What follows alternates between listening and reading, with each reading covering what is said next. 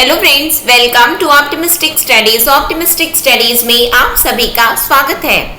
Last time में अब हमें क्या क्या चीजें देखनी है जो कि हमारे एग्जाम में आने लायक है, तो आज के सेशन में हम उन्हीं चीज़ों को मुख्य चीज़ों को आज के सेशन में हम कंप्लीट करेंगे।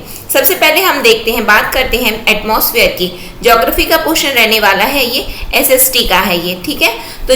तो एटमॉस्फेयर की यदि हम बात करें तो एटमॉस्फेयर में कौन कौन सी, वायुमंडल में कौन कौन सी गैसें विद्यमान है, तो मुख्य रूप से नाइट्रोजन जो है विद्यमान रहती है, ऑक्सीजन रहता है, कार्बन डाइऑक्साइड, आर्गन एवं बहुत सारे छोटे छोटे कण भी विद्यमान रहते हैं। लेकिन मुख्यतः ये इतनी चीजें हमें याद हो जानी चाहिए। क्या कौन कौन सी, तो नाइट्रोजन का प्रतिशत कितना है वायुमंडल में, ऑक्सीजन का कितना प्रतिशत है, आर्गन का कितना प्रतिशत है और कार्बन डाइऑक्साइड का कितना प्रतिशत है। तो नाइट्रोजन का प्रतिशत है 78, ऑक्सीजन का है 21, दोनों मिलाकर के हो गए 99%। यदि पूछा जाएगा 99% कौन सी गैसें हमारे वायुमंडल में विद्यमान है, तो नाइट्रोजन और ऑक्सीजन हमारे वायुमंडल में सबसे अधिक विद्यमान है, अधिक नाइट्रोजन और उसके बाद में ऑक्सीजन।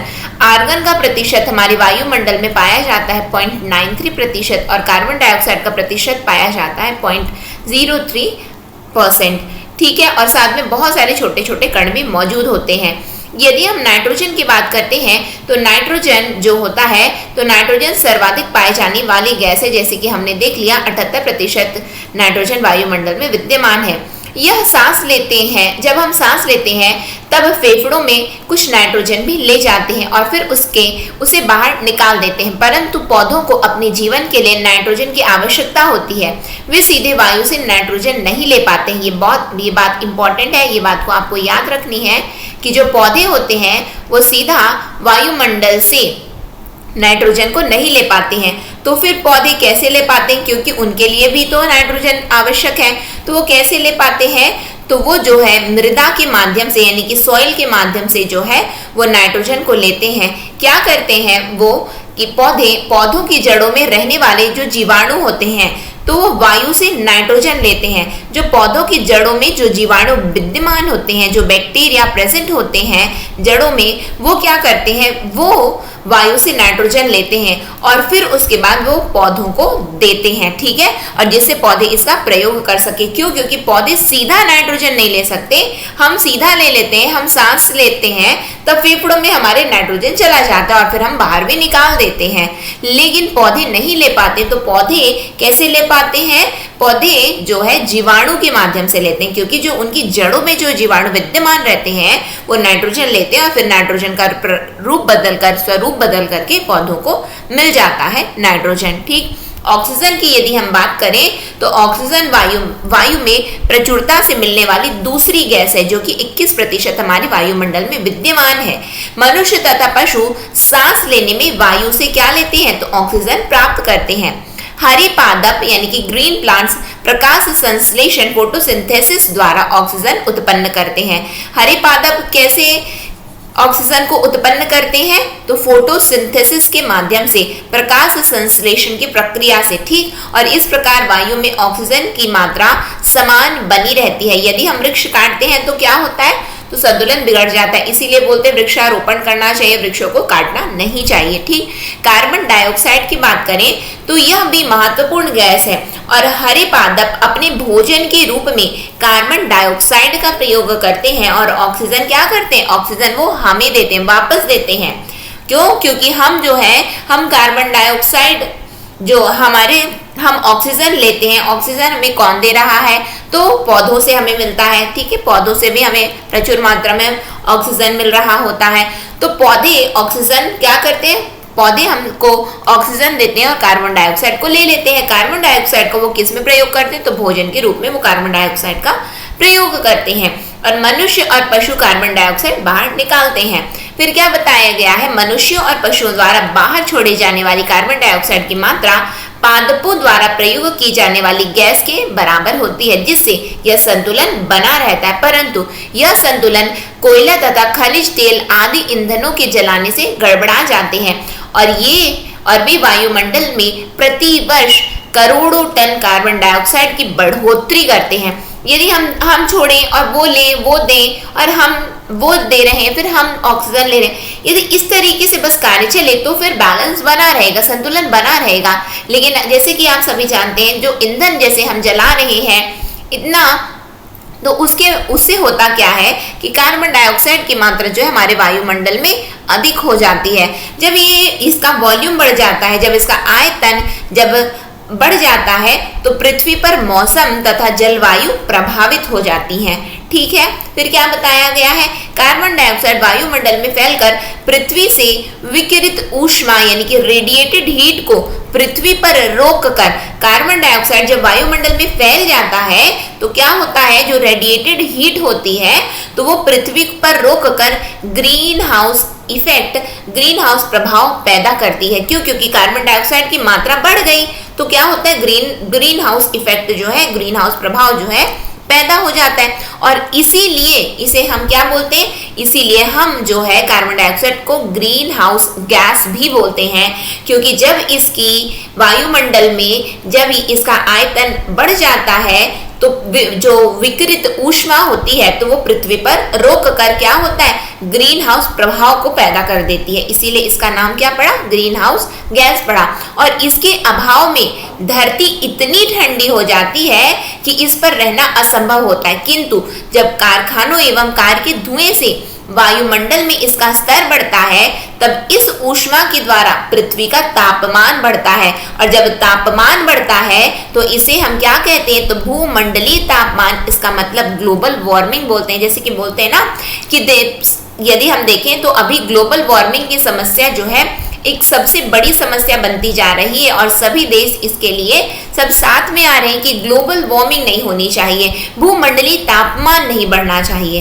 ठीक, तो इसीलिए बोला जाता है कि कोयला नहीं जलाएंगे, जो हमारे माननीय मुख्य प्रधानमंत्री जी के द्वारा जो सभी घरों में जो है, यदि आप देखें तो एलपीजी गैस प्रदान किए गए हैं। तो एलपीजी गैस जो प्रदान किए गए हैं तो उसका एक मुख्य कारण ये है कि ईंधन जो ये लकड़ी जलाया जा रहा है, जो कोयला जलाया जा रहा है, वो ना जलाया जाए और गैसों का प्रयोग करें। ठीक है, उसमें से स्वास्थ्य संबंधी बीमारियां भी होती हैं, साथ में क्या होता है, ग्रीन हाउस इफेक्ट होता है, और जिससे ग्लोबल वार्मिंग इंक्रीज होता है, ग्लोबल वार्मिंग होता है।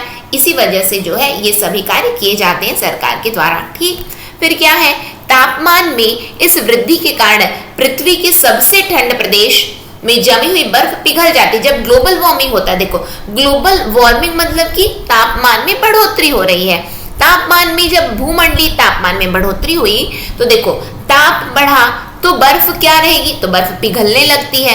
जब बर्फ पिघलने लगती है तो परिणाम स्वरूप क्या होता है कि जो समुद्र का जल स्तर में वृद्धि हो जाती है। जब समुद्र के जल स्तर में वृद्धि हो जाती है तो होता क्या है, जो तटीय क्षेत्र होते हैं ना, तो वहां बाढ़ आने की संभावना हो जाती है, बाढ़ आने की संभावना बढ़ जाती है। और क्या होता है, और दीर्घ अवधि में इसके कारण जलवायु में अत्यधिक परिवर्तन हो सकता है, जिसके फलस्वरूप पौधे और पशु लुप्त हो सकते हैं। क्यों? क्योंकि बहुत दिनों तक यदि आप देखो जल का स्तर यदि बहुत ही बढ़ा रहेगा, क्योंकि समुद्र का जल स्तर बढ़ा है तो तटीय क्षेत्रों में बाढ़ आ गई, तो दीर्घ अवधि लॉन्ग टर्म में इसका परिणाम क्या निकलेगा कि जैसे कि पौधे हैं, पशु लुप्त होने की संभावना, लुप्त होने के कगार में आ जाएंगे। क्योंकि ग्लोबल वार्मिंग एक बहुत ही बड़ी, एक ये हमारे पृथ्वी पर एक बहुत ही बड़ी एक चुनौती की तरह है, और ये इसकी समस्या बहुत ही विकराल रूप धारण कर सकती है। इसीलिए ग्लोबल वार्मिंग नहीं होने देना है हमें। ठीक, फिर क्या है, ग्रीन हाउस गैस तो आपने जान लिया कि होता क्या है। ठीक है, फिर क्या है, ये जो ग्रीन हाउस गैसें बहुत सारी गैसों का एक मिश्रण है जो वायुमंडल में गर्मी को रोकने में सक्षम होती हैं। ठीक, इसकी वजह से पृथ्वी की सतह गर्म रहती है। पृथ्वी की सतह क्या होती है, गर्म रहती है, और पृथ्वी के वातावरण में होने वाले बदलाव और इसके सतह तापमान में होने वाले बदलाव में इन गैसों का मुख्य कारण है। क्या होता है, तापमान में होने वाले बदलाव में इन गैसों का मुख्य कारण है। और ग्रीन हाउस प्रभाव का मूल कारण ये ग्रीन हाउस गैसें ही होती हैं। ग्रीन हाउस प्रभाव, ग्रीन हाउस इफेक्ट क्यों हुआ, ग्रीन हाउस गैस की वजह से हुआ। जब वातावरण में इन गैसों में बढ़ोतरी होती है तो इसका प्रभाव भी बढ़ जाता है, और यही ग्लोबल वार्मिंग का मुख्य कारण है और मौसम चक्र को भी बदलता है। ग्रीन हाउस गैसें जितनी अधिक होंगी, पृथ्वी की सतह का तापमान उतना ही अधिक बढ़ेगा और इसी वजह से इन सभी गैसों को मिलाकर ग्रीन हाउस गैस के नाम से हम इसे जानते हैं। ये जो अब मैं बताने जा रही हूँ ये बहुत इंपॉर्टेंट है क्योंकि ये एग्जाम में आपके पूछा जा सकता है। ठीक, वातावरण में प्राकृतिक रूप से पाई जाने वाली ग्रीन हाउस गैसें कौन कौन सी है? तो सबसे प्रमुख ग्रीन हाउस गैस जो मानी जाती है वो है कार्बन डाइऑक्साइड, अभी जो कि हमने अभी ऊपर में देख लिया। क्या इसके अलावा भी होती है? जी हाँ, बहुत सारी गैसों से मिलकर के ये ग्रीन हाउस गैस बनती है जिसकी वजह से ग्रीन हाउस प्रभाव होता है, ग्रीन हाउस इफेक्ट होता है। ठीक, तो कार्बन डाइऑक्साइड तो मुख्य है किंतु मीथेन CH4, जल वाष्प water vapour, nitrous oxide N2O और फ्लोरीकृत गैसें जो हैं क्या है? ये ग्रीन हाउस गैसें हैं जो कि प्राकृतिक रूप से वातावरण में पाई जाती हैं। अक्सर इससे एग्जाम में क्वेश्चन बना है तो आप लोग बिल्कुल इसको एकदम याद कर लीजिए। साथ में बोलो कार्बन डाइऑक्साइड, मीथेन, जल वाष्प, नाइट्रस ऑक्साइड और फ्लोरीकृत गैसें। ठीक है, समझ में आ गया? ये चीज को बिल्कुल मत भूलना। यहाँ पे एग्जामिनर कार्बन मोनोऑक्साइड लिख देते हैं तो आपको ये याद रखना है कि carbon dioxide green house gas होता है। ठीक, फिर आ जाओ मानव द्वारा निर्मित संश्लेषित ग्रीन हाउस गैस क्या क्या होती है? ये क्या थी? प्राकृतिक रूप से जो वातावरण में जो विद्यमान है। अब मानव भी तो ग्रीन हाउस गैस प्रोड्यूस कर रहे हैं। क्या क्या है? क्लोरोफ्लोरोकार्बन हो गया, हाइड्रोफ्लोरोकार्बन हो गया, परफ्लोरोकार्बन हो गया और सल्फर है हेक्सा। देखो sulphur hexa fluoride, hexa chloride नहीं, हेक्सा फ्लोराइड है। ये क्या है? हेक्सा फ्लोराइड है। ठीक है, सल्फर हेक्सा फ्लोराइड है, ये फ्लोराइड। ठीक है, सल्फर हेक्सा फ्लोराइड। तो ये बात याद रखो। अब देखो जैसे कि क्लोरोफ्लोरोकार्बन है, कार्बन है, ये कैसे निकलता है? तो रेफ्रिजरेटर्स होते हैं ना, तो रेफ्रिजरेटर हो गया यानी कि फ्रिज हो गया जो हमारा। ठीक, और उसके अलावा एयर कंडीशनर हो गया, तो AC हो गया। तो ये सभी चीजें क्या करती हैं? जो गैसें जो ये प्रोड्यूस करती हैं वो कौन सी होती हैं? तो वो यही होती हैं क्लोरोफ्लोरोकार्बन, हाइड्रोफ्लोरोकार्बन। ठीक है, तो ये हमें याद रखना है कि यहाँ पे जो है ये क्या है? ये मानव निर्मित ये ग्रीन हाउस गैसें हैं और इससे पहले जो हमने देखा ये वातावरण में प्राकृतिक रूप से पाई जाने वाली ग्रीन हाउस गैसें हैं। तो ये नहीं होनी चाहिए। ये है, आप लोगों को ये चीज बिल्कुल याद रखना है, भूलना नहीं है ना। जब मैं बार बार बोल रही हूँ इसका मतलब बहुत इंपॉर्टेंट है, ये पूछा जाएगा। ये क्लियर है? फिर अब देखो ग्रीन हाउस गैसों में वृद्धि के प्रमुख कारण क्या है? तो औद्योगिकीकरण, इंडस्ट्रियलाइजेशन। जितना ज्यादा इंडस्ट्रीज बढ़ेंगी उतना ही ज्यादा क्या होगा?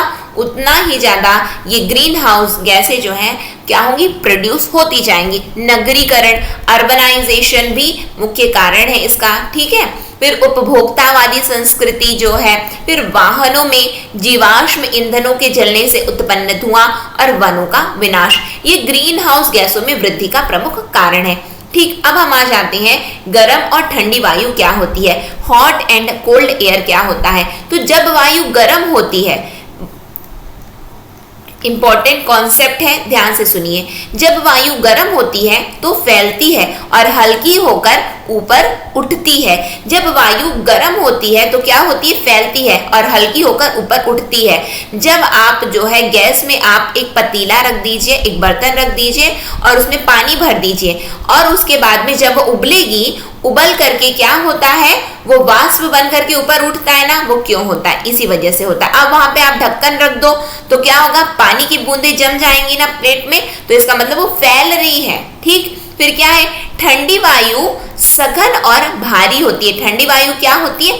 सघन होती है और भारी होती है। ठीक, इसलिए इसमें नीचे रहने की प्रवृत्ति होती है। ठीक, गर्म वायु के ऊपर उठने पर आसपास के क्षेत्रों से ठंडी वायु रिक्त स्थान को भरने के लिए वहां आ जाती है और इस प्रकार वायु चक्र, एयर साइकिल चलता रहता है। देखो क्या होता है कि जब वायु गर्म हुई तो गर्म होकर के क्या हुई, ये मैंने आपको पानी के माध्यम से समझाया है ना। तो कि क्या होता है क्या नहीं, लेकिन जब क्या होता है, वायु जब क्या होती, गर्म हुई तो वो फैलना चाहिए क्यों, क्योंकि वो हल्की हुई तो फैल रही है। और ये कौन सी वायु है, ये हॉट एयर के बारे में हम देख रहे हैं, गर्म वायु फैल रही है, हल्की है और फैल रही है, ठीक। और उसके बाद में यदि हम बात करें कि जो ठंडी होती है, जो ठंडी वायु यानी कि जो कोल्ड एयर है, उसकी क्या खासियत है, वो भारी है और सघन है, भारी है और सघन है। अब जब क्या होता है कि गर्म वायु तो ऊपर उठ गई, लेकिन वहां पे तो उसका स्थान खाली हो गया।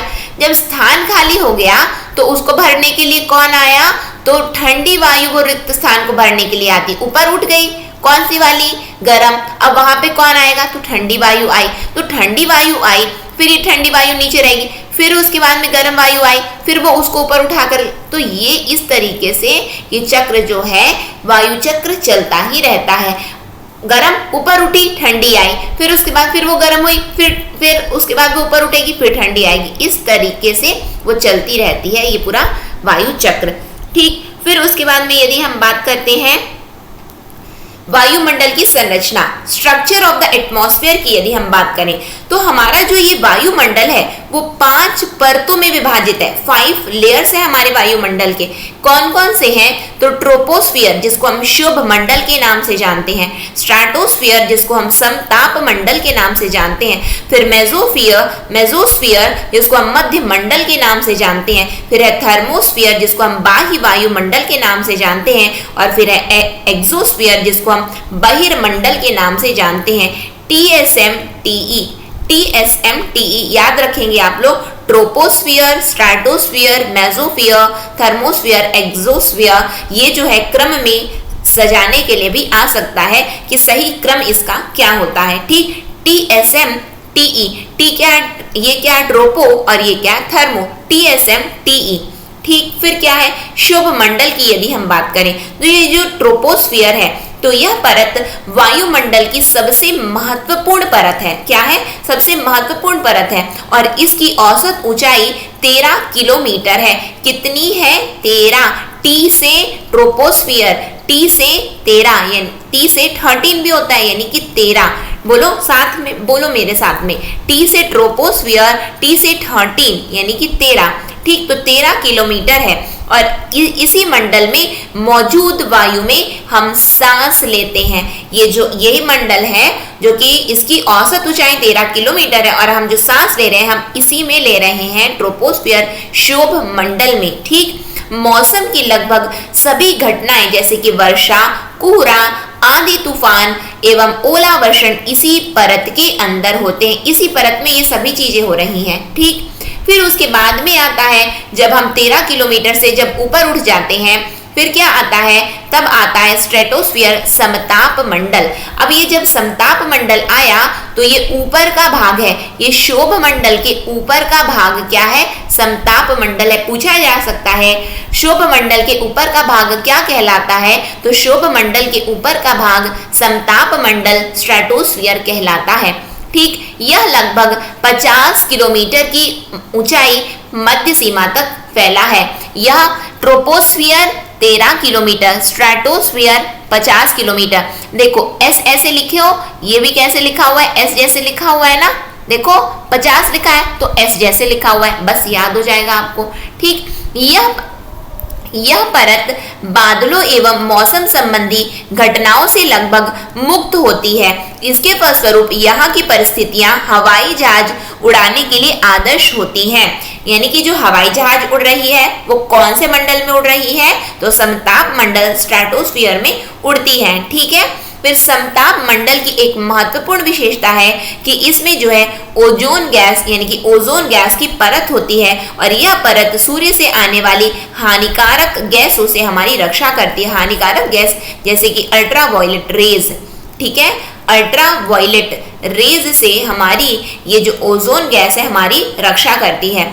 क्या है कि आपको यहाँ से जो जो चीज याद रखनी है उसको ध्यान से सुनिए, जो जो चीज आपको याद रखनी है, ठीक। अब तक जो भी हमने पढ़ा मैं बस उतने में ही आप लोगों को याद करवा रही हूँ। ये सेशन लाने का मेरा उद्देश्य है कि चीजें आपको याद हो जाए, जिससे आपका एग्जाम जो है, आपके एग्जाम में इस तरीके प्रश्न आए तो आपसे बन जाए। यदि हम ट्रोपोस्फियर की बात करें तो T से ट्रोपोस्फियर और T से 13 किलोमीटर, ठीक। S से स्ट्रेटोस्फियर जो कि है समताप मंडल, और ये कितने किलोमीटर, तो 50 किलोमीटर, ठीक। 50 हो गया, S हो गया। ये O दिख रहा है आपको, हाँ बिल्कुल दिख रहा है, 50 ऐसे लिखा है। O से क्या होगा, तो ओजोन गैस कहाँ पे विद्यमान है, तो इसी में विद्यमान है। बस इतना चीज को याद रखना है आपको, ठीक है, समझ में आया। अब आगे आ जाओ, मध्यमंडल। मध्यमंडल में क्या है, तो जिसको हम बोलते हैं मेसोस्फीयर। क्या बोलते हैं, मेसोस्फीयर। यह वायुमंडल की तीसरी परत है। पूछा जा सकता है वायुमंडल की तीसरी परत क्या कहलाती है, तो वायुमंडल की तीसरी परत मध्यमंडल कहलाती है, ठीक। अब देखो कोई चीज 5 है, कोई चीज 5 लिखी गई है, अब कोई चीज 5 है तो बीच की चीज हमेशा क्या होती है, तो मध्य होती है। बस हो गया, तो मध्यमंडल आपको ये याद हो जाएगा, ठीक, कि मध्यमंडल है ये, यानी कि ये तीसरी परत कौन सी है, तो मध्यमंडल है। फिर उसके बाद में यदि हम बात करें, यह समताप मंडल से ठीक ऊपर होती है। यह लगभग 80 किलोमीटर की ऊंचाई तक फैली है। अंतरिक्ष में प्रवेश करने वाला उल्का पिंड मीटरॉइड इस परत में आने पर जल जाते हैं। मेसोस्फीयर में जैसे ही उल्का पिंड प्रवेश करते हैं तो वो जल जाते हैं, ठीक। अब देखो ये वाला क्या था, ट्रोपोस्फीयर कितना, तो 13। ये कौन सा है, स्ट्रेटोस्फीयर कितना, तो 50। ये कितना है, मेसोस्फीयर है, ये कितना, तो 80। ये कितना है, 80। मध्य वाला कितना है, 80 है। अब ये चीज याद नहीं हो रहा, कैसे करें, याद कैसे करें, तो 5 और 3 कितना होता है, 5 3 8 होता है। 5 3 कितना होता है, तो 5 और 3 8 होता है, तो बिल्कुल ये क्या है, 80। ये क्या है, 80। ये क्या होता है, मीटरॉइड, ये मेसोस्फीयर है, और मेसोस्फीयर में यदि मीटरॉइड यानी कि उल्का पिंड प्रवेश करेंगे तो जल जाएंगे, ठीक। फिर हम आ जाते हैं थर्मोस्फीयर। थर्मोस्फीयर यानी कि बाह्य वायुमंडल। थर्मोस्फीयर में क्या होता है, तो यह बाह्य वायुमंडल में बढ़ती ऊंचाई के साथ तापमान अत्यधिक तीव्रता से बढ़ता है। बढ़ती ऊंचाई के साथ तापमान अत्यधिक तीव्रता से बढ़ता है। आयन मंडल इस परत का एक भाग है। आइनोस्फीयर जिसको हम बोलते हैं, क्या बोलते हैं, आइनोस्फीयर बोलते हैं। ये चीज को याद रखना बहुत इंपॉर्टेंट है, अक्सर एग्जाम में ये चीज आया हुआ है कि आयन मंडल किस परत का भाग है, तो आयन मंडल आइनोस्फीयर जिसको हम बोलते हैं वो थर्मोस्फीयर का ही पार्ट होता है, बाह्य वायुमंडल का ही पार्ट होता है। ये जो बाह्य वायुमंडल है वो 80 से 400 किलोमीटर तक फैला होता है। जो रेडियो संचार हो रहा है, रेडियो संचार के लिए इस परत का उपयोग होता है, और वास्तव में पृथ्वी से प्रसारित रेडियो तरंगे यानी कि रेडियो वेव्स इस परत द्वारा पुनः पृथ्वी पर परावर्तित कर दी जाती हैं। जैसे ही इस परत में जाती हैं तो वो रेडियो वेव्स क्या पुनः परावर्तित कर दी जाती हैं, ठीक है। इतनी चीजें समझ में आई, हाँ बिल्कुल समझ में आई, लेकिन याद भी तो करवाइए, याद भी तो करना है ना, तो वही तो इम्पोर्टेंट है। तो चलो याद भी कर लें, फटाफट याद करेंगे हम लोग, ठीक। अब चलो याद करते हैं, अभी तक जितना चीज पढ़ा बस उतना ही हम याद करें। पहले क्या पढ़े, ट्रोपोस्फीयर कितना, तो 13 किलोमीटर। फिर पढ़ी स्ट्रेटोस्फीयर। स्ट्रेटोस्फीयर में हमने पढ़ा कि ये एस दिखता है, एस यानी कि 5 बना दो, ओ बना दो, यानी कि ओ से ओजोन। अच्छा, ओजोन की परत ना स्ट्रेटोस्फीयर में ही है। फिर आया मेसोस्फीयर, ये ना तीसरी परत होती है। 5 3 कितना होता है, 8 होता है, यानी कि 80 किलोमीटर यहाँ पे होता है। एम से मेसोस्फीयर है, जो कि एम से क्या होता है, तो मीटरॉइड भी होता है, उल्का पिंड होता है। तो उल्का पिंड ना यदि मेसोस्फीयर में प्रवेश करेगा तो वो जल जाएगा। फिर उसके बाद में आता है थर्मोस्फीयर। थर्मोस्फीयर में ये कितना है, तो 80 से लेकर के 400 तक है। 80 से लेकर के 400 किलोमीटर तक ये फैला हुआ है। लेकिन इसमें जो मेन पॉइंट हमें जो याद करनी है वो आयन मंडल कहाँ का पार्ट है, तो आयन मंडल जो है थर्मोस्फीयर का ही भाग होता है। ये चीज हमको याद हो गई। फिर उसके बाद जो रेडियो वेव्स हैं वो इसी परत के द्वारा पुनः पृथ्वी पर परावर्तित कर दी जाती हैं, रेडियो तरंगे। और जो रेडियो संचार हो रहा है वो इसी परत का उपयोग होता है। रेडियो संचार के लिए भी इसी परत का उपयोग किया जाता है। इतनी चीजें याद हुई। अब हम आ जाते हैं बहिर्मंडल। बहिर्मंडल क्या है, एग्जोस्फीयर। एग्जोस्फीयर में वायुमंडल की सबसे ऊपरी परत कौन सी होती है, तो बहिर्मंडल एग्जोस्फीयर। फिर क्या है, यह वायु की पतली परत होती है। हल्की गैसें जैसे कि हीलियम एवं हाइड्रोजन यहाँ से अंतरिक्ष में तैरती रहती हैं। यहाँ से ही अंतरिक्ष में हीलियम एवं हाइड्रोजन तैरती रहती है। ये कौन सा है? तो बहिर्मंडल है, एक्सोस्फीयर है, helium and hydrogen, helium and hydrogen. तो इतनी चीजें यदि आपने बस देखो, अभी तक हमने जितना भी देर हमने चर्चा की है, बस आपको इतना चीज बस याद रखना है जो कि मैंने बॉक्स में बनाया, बस हो गया। ठीक, इतना चीज क्लियर है, वायुमंडल हो गया। अब आ जाओ सेलेशियल बॉडी में, खगोलीय पिंड में। खगोलीय पिंड की यदि हम बात करते हैं तो सूर्य, चंद्रमा तथा वे सभी वस्तुएं जो रात के समय आसमान में चमकती हैं खगोलीय पिंड कहलाती है, सेलेशियल बॉडीज कहलाती हैं। खगोलीय पिंड को तारा कहते हैं, खगोलीय पिंडों को तारा कहते हैं। सूर्य भी क्या है? तो सूर्य भी एक तारा ही है। ठीक, अनेकों हमारे यदि हम बात करें तो ये अंतरिक्ष में जो है, संपूर्ण अंतरिक्ष में जो है बहुत सारे तारे विद्यमान है, लेकिन पृथ्वी जो सबसे नजदीक तारा है वो कौन है? तो सूर्य है। सूर्य पृथ्वी से सबसे नजदीक तारा है, इसीलिए हम किसके बारे में केवल पढ़ते हैं? हम सूर्य के बारे में पढ़ते हैं। ठीक है, तो सूर्य भी क्या? एक तारा ही है। तो तारों के विभिन्न समूहों द्वारा बनाई गई विविध आकृतियों को नक्षत्र मंडल, कॉन्स्टेलेशन कहते हैं। जो विभिन्न आकृतियां बनाई जाती हैं तारा मंडल के द्वारा, उसको हम क्या कहते हैं? तो उसको हम क्या कहते हैं? उसको ही हम कॉन्स्टेलेशन, नक्षत्र मंडल कहते हैं। क्या कहते हैं? नक्षत्र मंडल के नाम से हम जानते हैं इसे। ठीक है, फिर उसके बाद क्या आता है? अर्सा मेजर या बिग बियर इसी प्रकार का एक नक्षत्र मंडल है। अर्सा मेजर या बिग बियर इसी प्रकार का एक नक्षत्र मंडल यानी कि कॉन्स्टेलेशन है। उत्तरी तारा उत्तर दिशा को बताता है। उत्तरी तारा क्या बताता है? तो उत्तर दिशा को बताता है। इसे ध्रुव तारा या पोल स्टार भी कहा जाता है। जो उत्तर दिशा में विद्यमान रहता है तो उसी से क्या पता चल जाता है कि ये उत्तरी तारा है, पोल स्टार है, ध्रुव तारा जिसको हम बोलते हैं। ठीक, फिर क्या है? कुछ खगोलीय पिंडों में अपना प्रकाश एवं ऊष्मा नहीं होता और वे तारों के प्रकाश से प्रकाशित होते हैं। ऐसे पिंड ग्रह यानी कि प्लैनेट्स कहलाते हैं। जिनके पास कुछ खगोलीय पिंड ऐसे हैं जिनके पास अपना प्रकाश एवं ऊष्मा नहीं है, वे तारों के प्रकाश से प्रकाशित हैं, तो उनको हम क्या कहते हैं? तो उनको हम ग्रह कहते हैं। और उपग्रह क्या है? तो उपग्रह एक खगोलीय पिंड है जो ग्रहों के चारों ओर उसी प्रकार चक्कर लगाता है जिस प्रकार ग्रह सूर्य के चारों ओर चक्कर लगाते हैं। जैसे ये सूर्य है, सूर्य के चारों ओर पृथ्वी जो है घूम रही है, चक्कर लगा रही है। तो बस आपको ये याद रखना है कि जो उपग्रह होते हैं ये भी एक प्रकार की खगोलीय पिंड है, और जिस प्रकार से ग्रह जो है सूर्य का चक्कर लगाते हैं उसी प्रकार ये उपग्रह भी जो है उपग्रह ग्रहों का चक्कर लगाती है। ठीक, फिर हम आ जाते हैं पौराणिक रोमन कहानियों में सोल सूर्य देवता को कहा जाता है। सौर शब्द का अर्थ है सूर्य से संबंधित, इसलिए सूर्य के परिवार को हम क्या बोलते हैं? तो सौर मंडल कहते हैं। सूर्य के परिवार को क्या कहते हैं? सौर मंडल, सोलार सिस्टम कहते हैं। अब हम आ जाते हैं आकाशगंगा गैलेक्सी में। ठीक, तो तारों वाले खुले आकाश में एक ओर से दूसरी ओर तक फैली सफेद चौड़ी पट्टी जो एक चमकदार रास्ते की तरह दिखाई देती है, यह लाखों तारों का समूह है।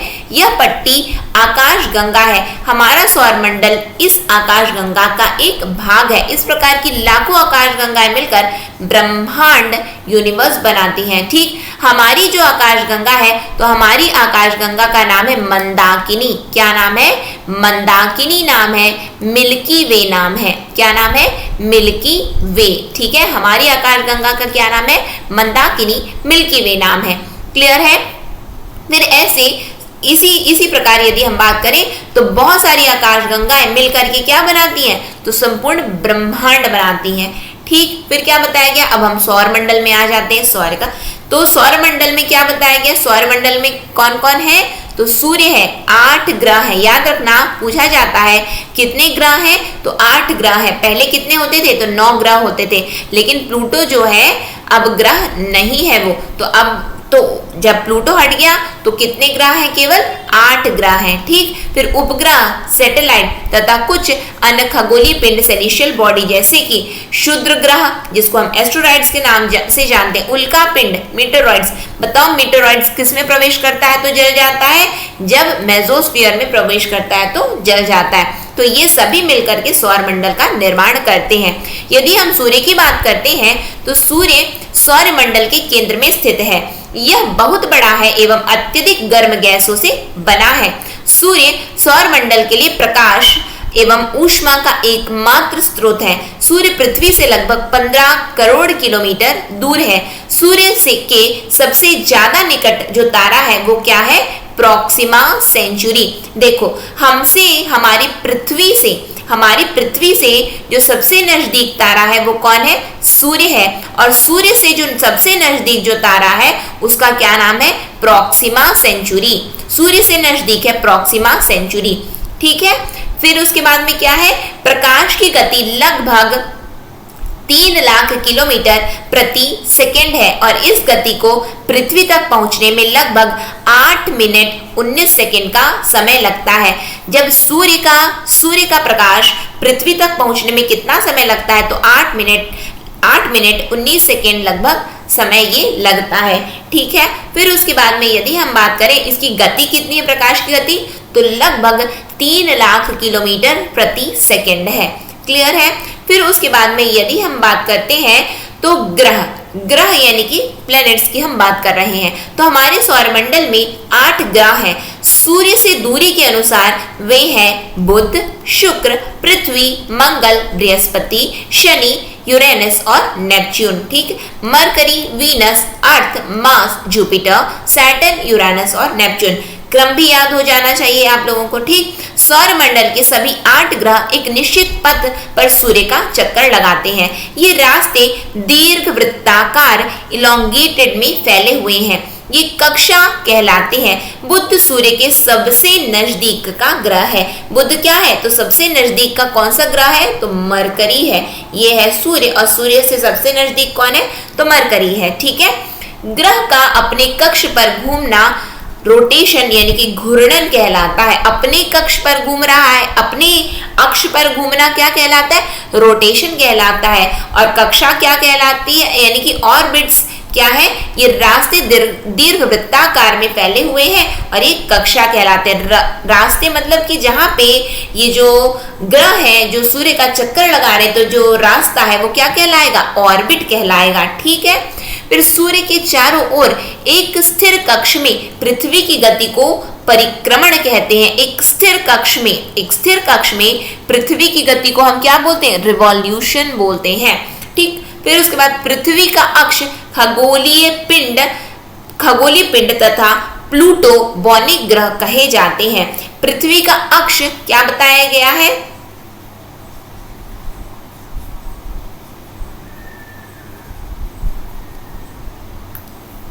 पृथ्वी का अक्ष खगोलीय पिंड तथा प्लूटो बौनी ग्रह क्या क्या है? ड्वार्फ प्लैनेट क्या क्या है?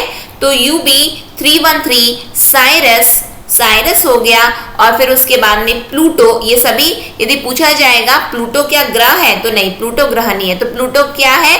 तो प्लूटो बौना ग्रह है, ड्वार्फ प्लैनेट है। ठीक, फिर उसके बाद में यदि हम बात करें कि शुक्र एवं यूरेनस को छोड़कर सभी ग्रह घड़ी की सुई के विपरीत दिशा में परिभ्रमण करते हैं। घड़ी की विपरीत दिशा में परिभ्रमण करते हैं। इन दोनों ग्रहों के परिभ्रमण की दिशा घड़ी की सुई की दिशा में होती है। शुक्र एवं यूरेनस जो है घड़ी की दिशा में घूमते हैं, किंतु बाकी जितने भी ग्रह हैं वो घड़ी की सुई के विपरीत दिशा में परिभ्रमण करते हैं। तभी बोला जाता है कि यदि हम बात करें पृथ्वी की तो वो किस प्रकार से चक्कर लगाती है?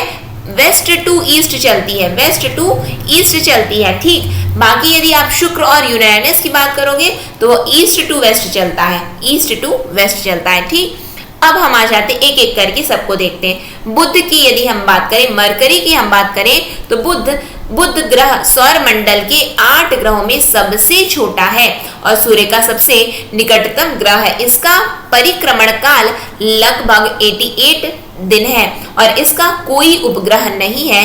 बहुत इंपॉर्टेंट बात है यहाँ पे, इसका कोई अपना उपग्रह नहीं है।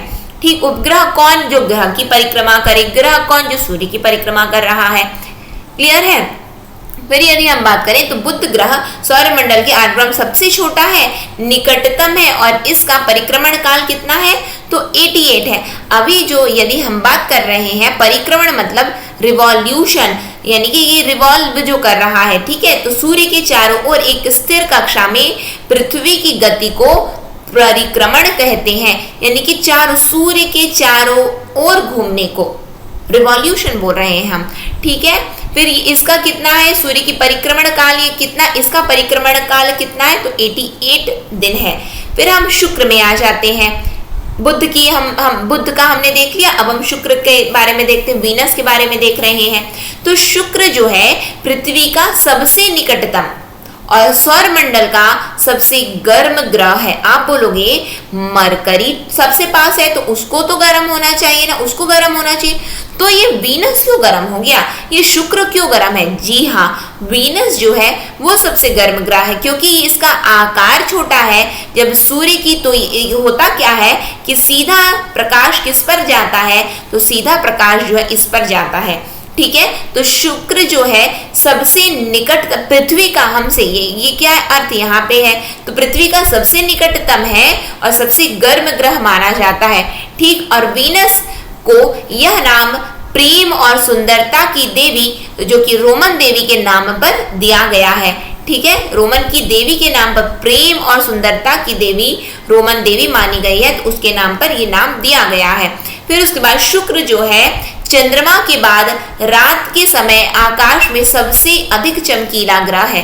जो जो पॉइंट लिखा है ना वो उसी प्रकार से प्रश्न पूछे जाते हैं, बस इतनी चीजें आपको याद रखनी है। ठीक है, क्या है शुक्र ग्रह?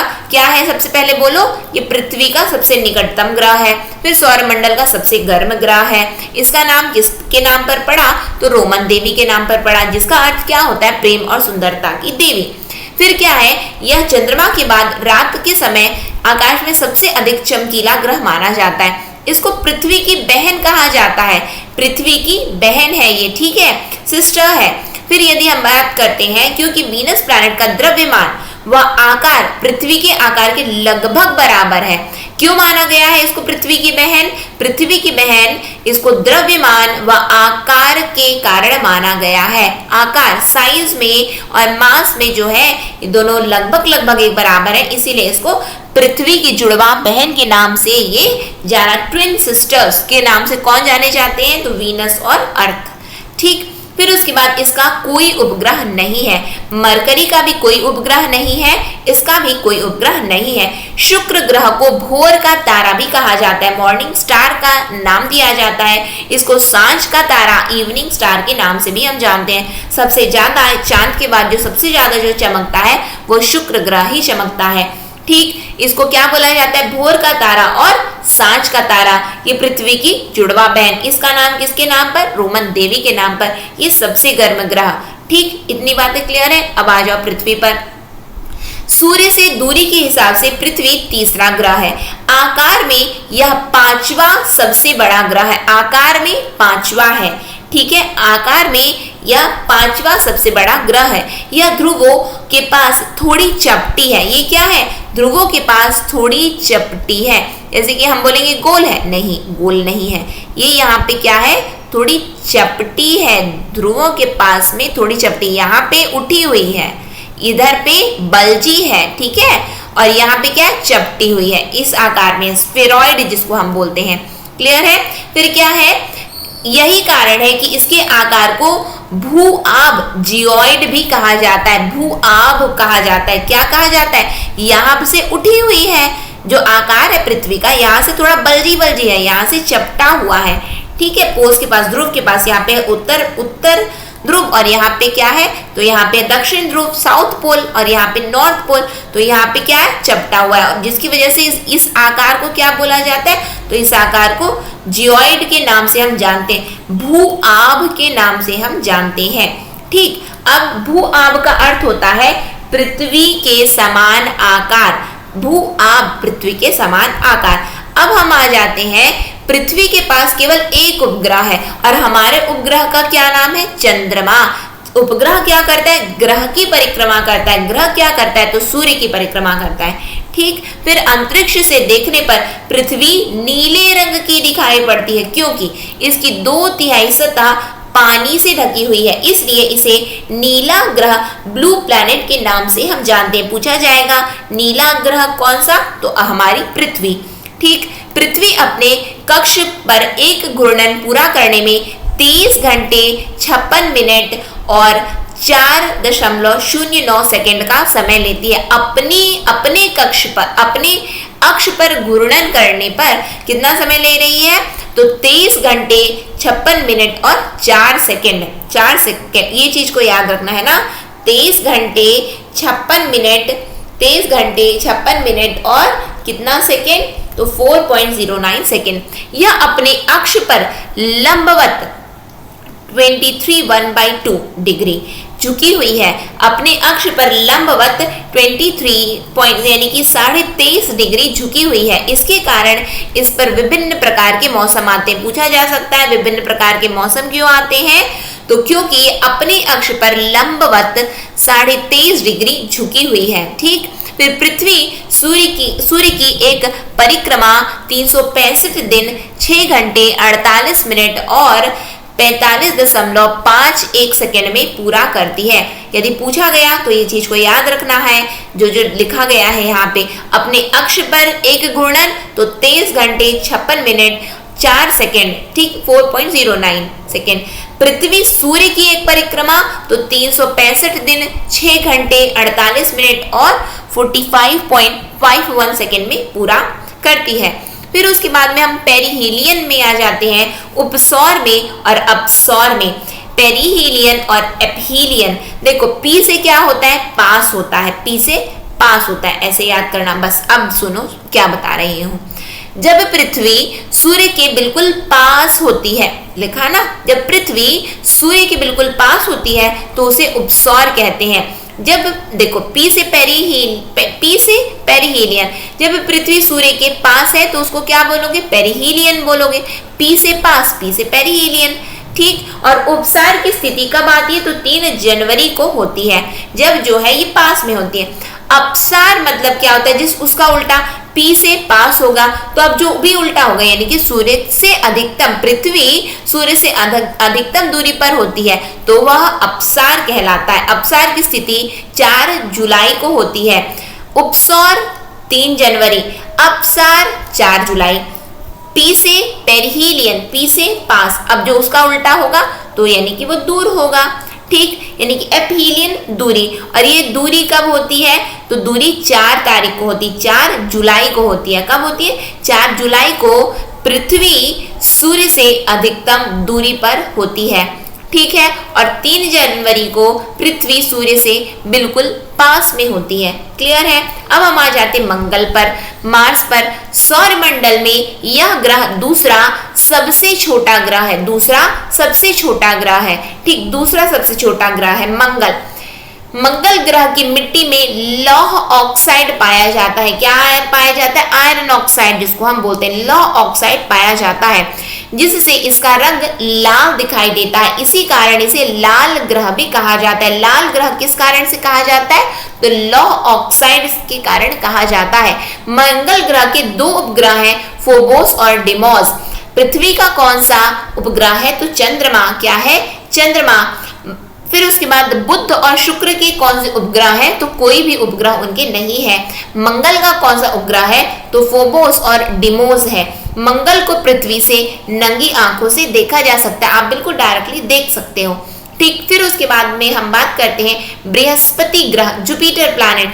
तो यह आकार में हमारे सौरमंडल का सबसे बड़ा ग्रह है, आकार में सबसे बड़ा ग्रह है। मंगल दूसरा सबसे छोटा ग्रह है। ठीक, पृथ्वी आकार में पांचवें नंबर पे आती है। यह अपने अक्ष पर सबसे अधिक तेजी से परिक्रमा करने वाला ग्रह है। अपने अक्ष पर सबसे तेजी से परिक्रमा करने वाला ग्रह है और यह मात्र 9 घंटे 56 मिनट में अपने अक्ष पर घूर्णन पूर्ण कर लेता है। बृहस्पति ग्रह के 67 उपग्रह हैं। कितने हैं, 67 उपग्रह हैं। मंगल का कौन है? तो फोबोस और डिमोस। बृहस्पति के कितने उपग्रह? तो 67 उपग्रह। क्लियर है? जो यदि हम आकार के अनुसार देखें तो बृहस्पति ग्रह सबसे बड़ा ग्रह माना जाता है। यह अपने अक्ष पर घूर्णन पूर्ण कब कितने समय पे करता है? तो 9 घंटे 56 मिनट पे। क्लियर है इतनी चीजें? फिर शनि ग्रह में आ जाओ, सैटर्न प्लैनेट में। तो शनि ग्रह हमारे सौरमंडल का दूसरा सबसे बड़ा ग्रह है। पहला कौन सा है? तो जुपिटर है। दूसरा कौन सा है? सैटर्न है। ठीक, इस ग्रह के चारों ओर वलय है। टाइटन शनि ग्रह का सबसे बड़ा उपग्रह है। टाइटन क्या है? शनि ग्रह का सबसे बड़ा उपग्रह है और शनि ग्रह में 62 उपग्रह हैं। कितने उपग्रह हैं? 62 उपग्रह हैं। क्लियर है? और टाइटन क्या है? शनि ग्रह का सबसे बड़ा उपग्रह है। इसके चारों ओर वलय है। फिर हम आ जाते अरुण, फिर उसके बाद वरुण देखेंगे। तो अरुण की यदि हम बात करें यूरेनस, तो यूरेनस ग्रह की खोज विलियम हर्चेल ने 1781 में की थी। इसे लेटा हुआ ग्रह भी कहते हैं और यूरेनस ग्रह के 27 उपग्रह हैं। जुपिटर का 67, फिर उसके बाद में यदि हम बात करें सैटर्न का 62, अरुण का 27, फिर उसके बाद वरुण का तो 14, और पृथ्वी का यदि हम मंगल की बात करें मार्स का कितना? तो 2, पृथ्वी का 1। ऐसे याद कर लो। बाकी ये दोनों का नहीं है। ये उपग्रह के बारे में बात मैंने आपको बताई है। ठीक है, ये कौन है? डोमोस फोबोस। इसका जो है जो 67 है, इसमें टाइटन सबसे बड़ा है। क्लियर है? इतनी चीजें इस तरीके से आपको याद करनी, पूरी एकदम रटी हुई होनी चाहिए आप लोगों को। ठीक, फिर उसके बाद में हम यहाँ पे देख लिए हैं विलियम हर्चेल ने 1781 में जो है इसकी खोज की। और लेटा हुआ ग्रह पूछा जा सकता है, लेटा हुआ ग्रह कौन सा है? तो अरुण है। लेटा हुआ ग्रह कौन सा है? अरुण है। फिर उसके बाद वरुण की बात करें तो नेपच्यून ग्रह हमारे सौरमंडल का सूर्य से दूरी के अनुसार सबसे दूर का ग्रह है। सबसे दूर है, सबसे लास्ट में। ठीक है, और यह सबसे ठंडा ग्रह है। दूर है तो ठंडा है। और इसकी कितने उपग्रह हैं? तो 14 है। सबसे गर्म ग्रह कौन सा था? तो शुक्र था, वीनस था। ठीक, आकार में सबसे बड़ा कौन है? तो जुपिटर है। फिर उसके बाद में कौन है? तो सैटर्न है। पृथ्वी कौन से नंबर पे आती है? तो पृथ्वी जो है 5वें नंबर पे आती है। फिर मंगल क्या है? तो दूसरा सबसे छोटा ग्रह है। ऐसे याद करना है आपको। ठीक, फिर हम आ जाते हैं सैटेलाइट उपग्रह पे। तो उपग्रह के बारे में यदि हम बात करें तो कुछ आकाशीय पिंड अपने ग्रह की परिक्रमा करते हुए सूर्य की परिक्रमा करते हैं। अपने ग्रह की परिक्रमा तो कर रहे हैं, साथ में सूर्य की भी परिक्रमा वो करते हैं। और ग्रह की परिक्रमा करने के कारण उन्हें उपग्रह कहते हैं। जैसे चंद्रमा पृथ्वी की परिक्रमा करता है। यह पृथ्वी का एकमात्र प्राकृतिक उपग्रह है। मानव निर्मित उपग्रह की यदि हम बात करें तो भारत ने आर्यभट्ट, एजुसेट, ओशनसेट नामक उपग्रह बनाए हैं। आर्यभट्ट, एजुसेट और ओशनसेट नामक हमारे ये मानव निर्मित उपग्रह है। लेकिन यदि प्राकृतिक उपग्रह की बात करोगे तो वो कौन है? तो चंद्रमा है। ठीक, फिर अब चंद्रमा में आ जाते हैं। हमारे पृथ्वी के पास केवल एक उपग्रह है जो कि है चंद्रमा। इसका व्यास कितना है? डायमीटर कितनी है? तो पृथ्वी के व्यास का केवल 1/4 है। इसका डायमीटर व्यास कितना है? तो पृथ्वी के व्यास का केवल 1/4 है इसका व्यास। पृथ्वी से चंद्रमा की दूरी लगभग 3,84,400 किलोमीटर है। कितनी है? 3,84,400 किलोमीटर है। यह हमारी पृथ्वी के सर्वाधिक निकट स्थित आकाशीय पिंड है। चंद्रमा पृथ्वी का एक चक्कर लगभग 27 दिन 7 घंटे 43 मिनट में 43 मिनट में पूरा करता है। 27 दिन 7 घंटे 43 मिनट में चंद्रमा पृथ्वी का एक चक्कर पूरा करता है। ये चीजों को आप लोगों को याद रखना है। फिर उसके बाद में क्या है? नील आर्मस्ट्रांग पहले व्यक्ति थे जिन्होंने 21 जुलाई 1969 को सबसे पहले चंद्रमा की सतह पर कदम रखा। Neil Armstrong. ठीक, फिर उसके बाद चंद्रमा का अपना कोई प्रकाश नहीं होता। यह सूर्य के प्रकाश से प्रकाशित होता है और सूर्य के प्रकाश को परावर्तित करता है, जो हमारी पृथ्वी पर लगभग 1.25 सेकेंड में पहुंचता है। ठीक, इस प्रकाश को चांदनी यानी कि मून लाइट कहते हैं। 1.25 सेकेंड। ठीक, यानी कि 1 सेकेंड लगभग जो है 1.25 सेकेंड जो है 1 सेकेंड में यदि कहीं पे भी एग्जाम में दिया तो सेकेंड लिखा गया, 1 सेकेंड लिखेगा तो उसको भी मान लेना, क्योंकि बहुत बार ऐसा पूछा गया है। लेकिन एग्जैक्टली यदि पूछा गया तो 1.25 सेकेंड आपको याद रखना है। और सूर्य का प्रकाश तो 8 मिनट 19 सेकेंड में पृथ्वी पर जो है क्या पहुंचता है। क्लियर है, ये चीजें आपको याद रखनी। फिर हम आ जाते हैं एस्टेरॉइड्स पे, क्षुद्र ग्रह पे। तो क्षुद्र ग्रह की यदि हम बात करें तो तारों, ग्रहों एवं उपग्रहों के अतिरिक्त असंख्य छोटे पिंड भी सूर्य के चारों ओर चक्कर लगाते हैं। इन पिंडों को क्षुद्र ग्रह एस्टेरॉइड्स कहते हैं। ये मंगल एवं बृहस्पति की कक्षाओं के बीच रहते हैं।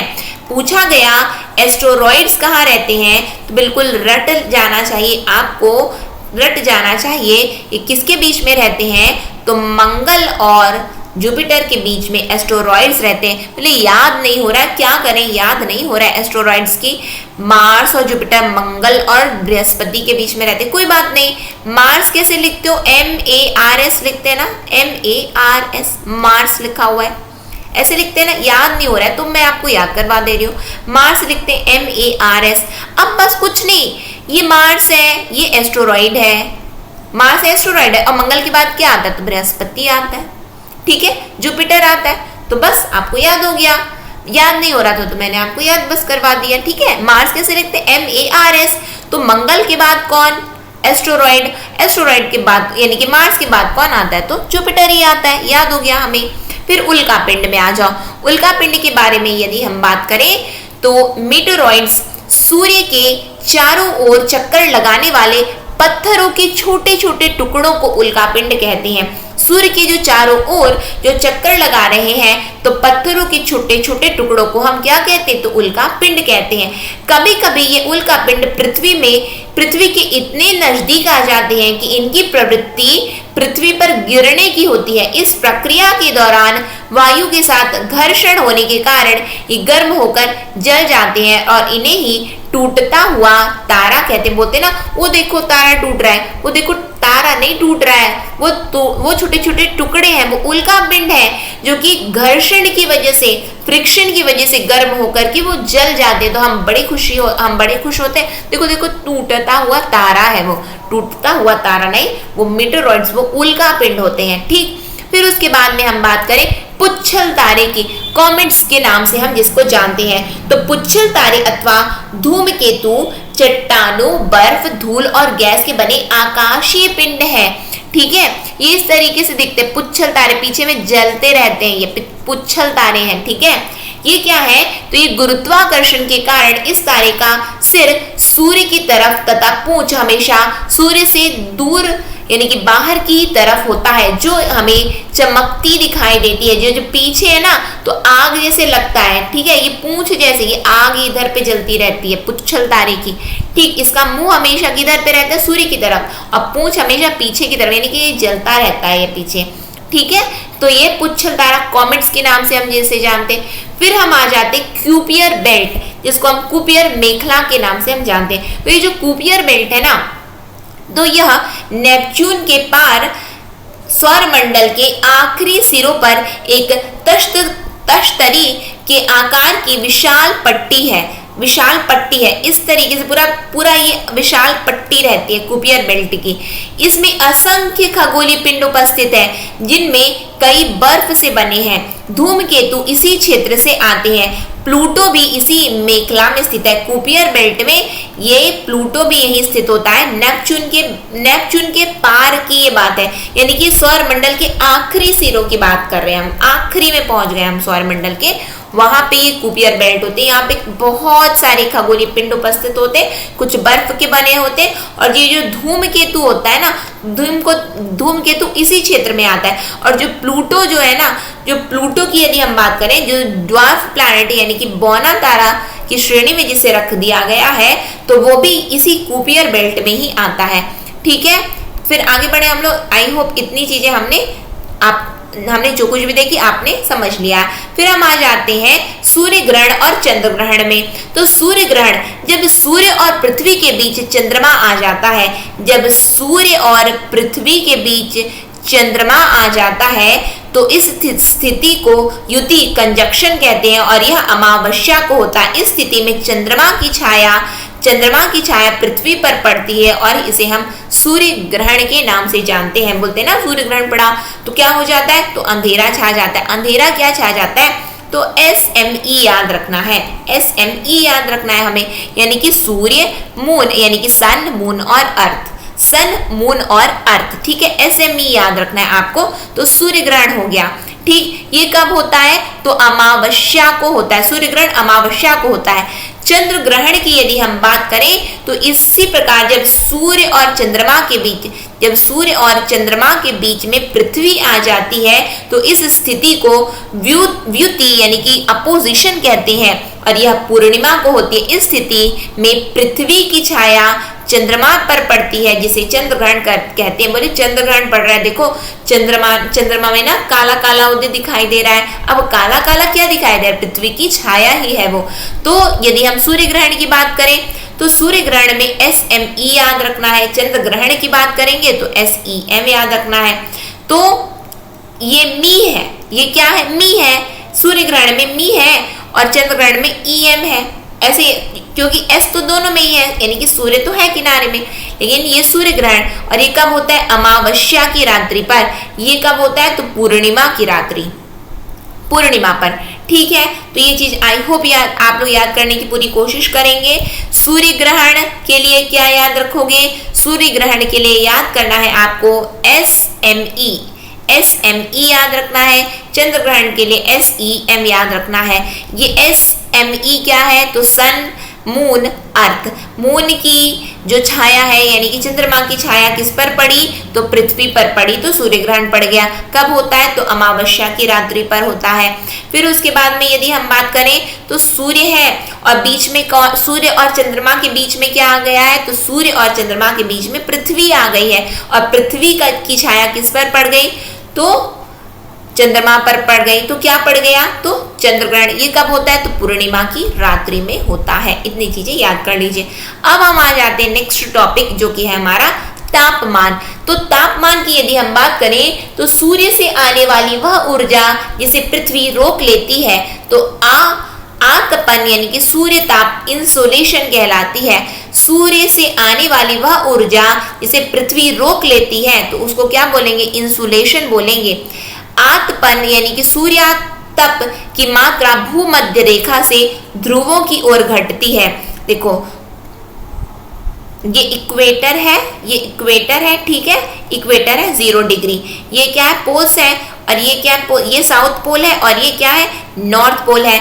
तो क्या है, ये जो टेम्परेचर है, ठीक है, यदि हम इसकी बात करते हैं तो इक्वेटर से ध्रुवों की ओर घटती है। यहाँ पे अधिक और इधर जाओगे तो घटता जाएगा, इधर जाओगे तो घटता जाएगा, ठीक है। यहाँ पे अधिक रहेगा, यहाँ पे तापमान अधिक रहेगा, इधर जाते जाओगे यानी कि इक्वेटर से भूमध्य रेखा से ध्रुवों की ओर जाओगे तो वो घटता जाएगा, ठीक। फिर क्या, पृथ्वी सूर्य की ऊर्जा के भाग का केवल एक भाग ही प्राप्त करती है। क्या बताया गया है यहाँ पे, पृथ्वी सूर्य की ऊर्जा के भाग का केवल एक भाग ही प्राप्त करती है।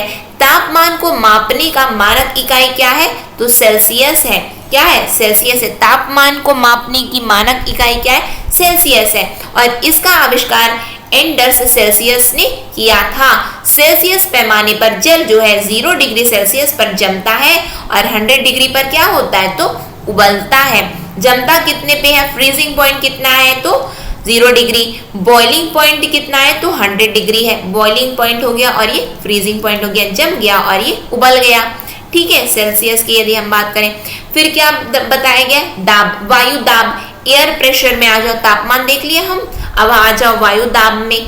तो ये बताओ, भूमध्य रेखा से ध्रुव की ओर जाओगे तो तापमान घटेगा कि बढ़ेगा, तापमान घटेगा कि बढ़ेगा, तो तापमान घटेगा यदि हम भूमध्य रेखा से यदि हम ध्रुवों की ओर जा रहे हैं तो, ठीक। अब आ जाओ वायु दाब में, एयर प्रेशर में।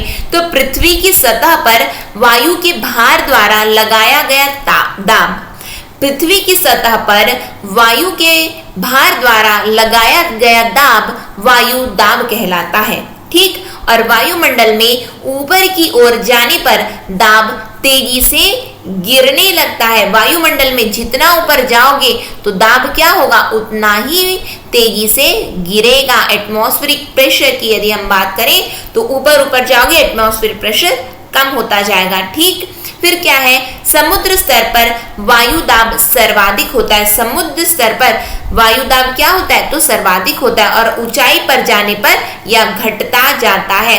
ऊंचाई पर जाओगे तो क्या होगा, वायु दाब जो है ऊपर की ओर जाने पर तेजी से गिरने लगता है, यानी कि घटता जा, जितना ऊपर जाओगे तो ये क्या होगा, घटता जाएगा। ऊंचाई पर इसीलिए क्या बोला जाता है कि वहां पे क्या है, एटमॉस्फेरिक प्रेशर कम है, क्योंकि वो घटता जा रहा है। वायु दाब का क्षैतिज वितरण यानी कि हॉरिजॉन्टल डिस्ट्रीब्यूशन किसी स्थान पर उपस्थित वायु के ताप द्वारा प्रभावित होता है।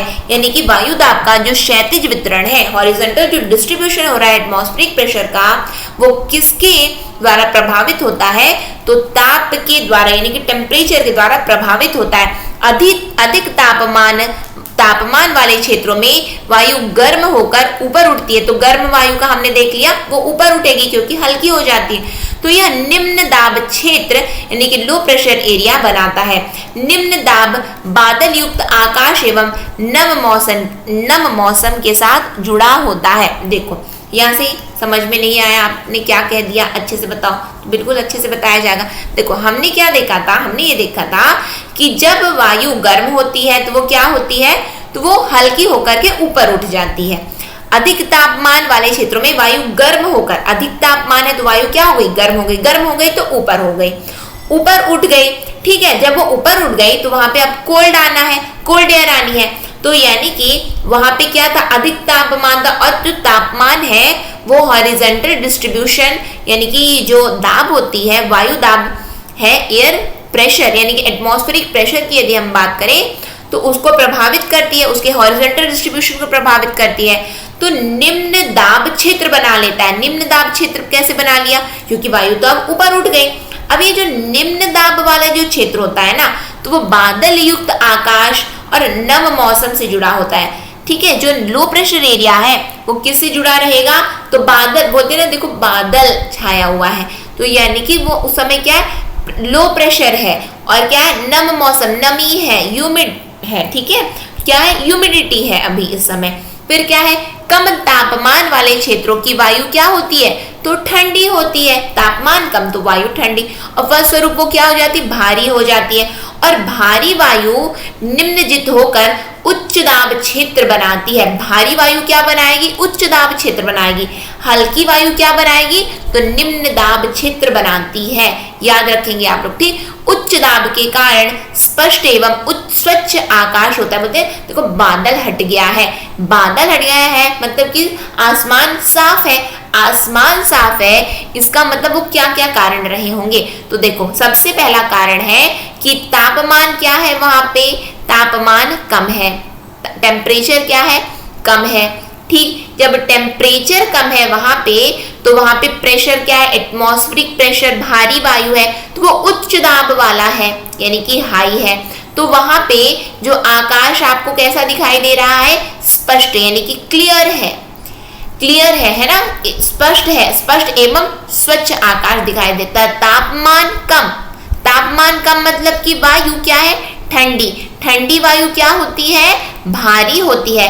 जब भारी है वो क्या बनाया है, तो उच्च दाब वाला क्षेत्र बनाया है, हाई एटमॉस्फेरिक प्रेशर वाला एरिया वो बन गया है। जब वो हाई एटमॉस्फेरिक प्रेशर जो ठंडा वाला है, तो अब क्या है, बादल क्या होगा, तो बादल नहीं रहेगा, आकाश क्या हो जाएगी, स्वच्छ हो जाएगी, स्पष्ट दिखाई देगा। यही यदि हम जब तापमान जो है अधिक है, तापमान अधिक यानी कि वायु क्या है, उस समय गर्म है। ठीक, इसका मतलब कि वहां पे वायु दाब क्या है, तो वो निम्न है, क्या है, निम्न है। जब वायु दाब निम्न है तो वहां पे कैसा आकाश, तो बादल छाया हुआ है, क्या है, बादल छाया हुआ है। ठीक, मौसम क्या है, नमी वाला बना हुआ है। तो ये चीजें याद रखनी, पूछी जा सकती हैं आपके एग्जाम में। ठीक, फिर क्या है, वायु सदैव उच्च दाब क्षेत्र से निम्न दाब क्षेत्र की ओर गमन करती है। चांद पर वायु नहीं है इसलिए वायु दाब भी नहीं है। चांद पर जब वायु ही नहीं है तो वायु दाब भी नहीं है। ठीक है, देखो यहाँ पे आपको बस जो चीज याद करना है, जो कि मैंने आपको ये वाला जो ये बताया उसको याद कर लेना। अब मैं आपको बता रही हूँ और क्या याद करना है कि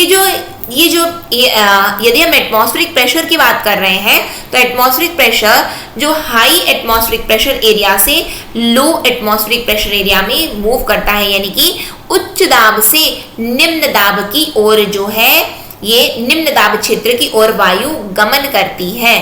हाई से लो, क्या है, हाई से लो। इसीलिए देखो वायुमंडल में जो है दाब उच्च होता है, ठीक, वायुमंडल में दाब उच्च होता है। और यदि हम बात करते हैं कि देखो ऑक्सीजन जो है वायुमंडल में विद्यमान है, ऑक्सीजन जो है हमें आवश्यक है, यानी कि फेफड़ों में हम क्या ले रहे हैं, ऑक्सीजन जा रहा है, तो वो जो है बाहर से हम अंदर सांस लो और छोड़ो, जो सांस ले रहे हो तो क्यों अंदर जा पा रहा है, क्योंकि ये जो वायु की एक प्रकृति है वो क्या है कि वो उच्च दाब क्षेत्र से निम्न दाब क्षेत्र की ओर गमन करती। उच्च दाब क्या है, तो वायुमंडल है, निम्न क्या है, तो हमारा फेफड़ा, तो इसीलिए वो उच्च से निम्न में जाती है। ठीक, इतनी बातें क्लियर रखना। फिर उसके बाद हम आ जाते हैं अब पवन पे। विंड की यदि हम बात करें तो उच्च दाब क्षेत्र से निम्न दाब क्षेत्र की ओर वायु की गति को पवन कहते हैं, विंड कहते हैं। उच्च दाब क्षेत्र से निम्न दाब क्षेत्र की ओर जब वायु की गति होती है तो वो क्या कहलाता है, पवन कहते हैं। ठीक, पवन का नाम उसके आने की दिशा के आधार पर निर्धारित होता है कि किस दिशा से आ रही है। उदाहरण के लिए पश्चिम से आने वाली पवन पश्चिमी वेस्टर्ली विंड्स कहलाती है। पवन को मुख्यतः 3 प्रकारों में विभाजित किया जाता है। कौन कौन से, तो स्थायी पवने जिसको हम परमानेंट विंड्स के नाम से जानते हैं। ठीक, तो व्यापारिक पश्चिमी यानी कि वेस्टर्लीज एवं पूर्वी पवने जिसको हम ईस्टर्लीज स्थायी पवने हैं। वेस्टर्लीज जो होती है, वेस्टर्लीज और ईस्टर्लीज क्या होती है, तो परमानेंट विंड्स स्थायी पवने होती हैं।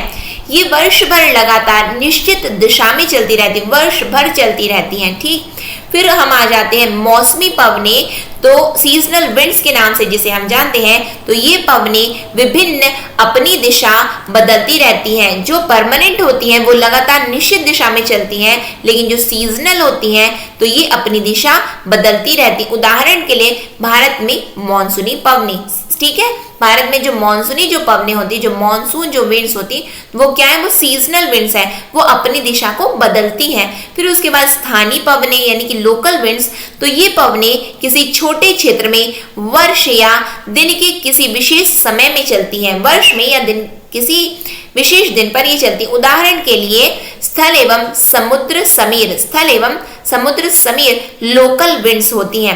अब देखो ये छोटे क्षेत्र में वर्ष या दिन में चलती, जैसे कि लू बह रही है, लू बोलते हैं ना, लू बाहर मत निकलो, गर्मियों में बोलते हैं बाहर मत निकलो, लू लग जाएगी।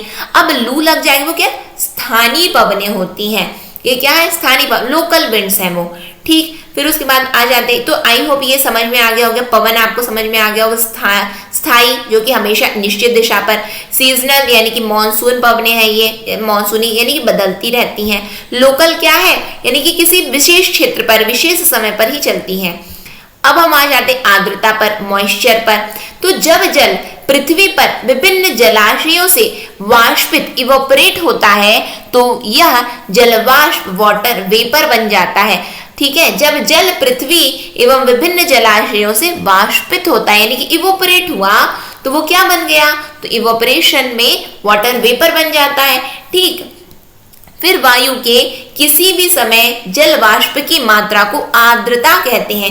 ये जो जल वाष्प की जो मात्रा है वो क्या कहलाती है, तो आर्द्रता कहलाती है। जब वायु में जल वाष्प की मात्रा अत्यधिक होती है तो उसे हम आर्द्र दिन ह्यूमिड डे कहते हैं। बोलते ना आज ना थोड़ी यानी कि आज नमी नमी सी है। अब नमी नमी मतलब क्या है, उस दिन जो है जल वायु में जल वाष्प की मात्रा अधिक है, जल वाष्प की मात्रा, नमी है। नमी किसी चीज में आप यदि देखेंगे तो नमी यदि है तो वहां पे क्या चीज अधिक है, तो जल वाष्प की मात्रा अधिक है। ठीक, तो उसे हम आर्द्र दिन ह्यूमिड डे के नाम से जानते हैं। जैसे जैसे वायु गर्म होती जाती है तो इसकी जल वाष्प धारण करने की क्षमता जो है बढ़ती जाती है और इस प्रकार यह और अधिक आर्द्र हो जाती है। आर्द्र दिन में कपड़े सूखने में काफी समय लगता है और एवं हमारे शरीर से पसीना आसानी से नहीं सूखता। हम असहज महसूस करते हैं।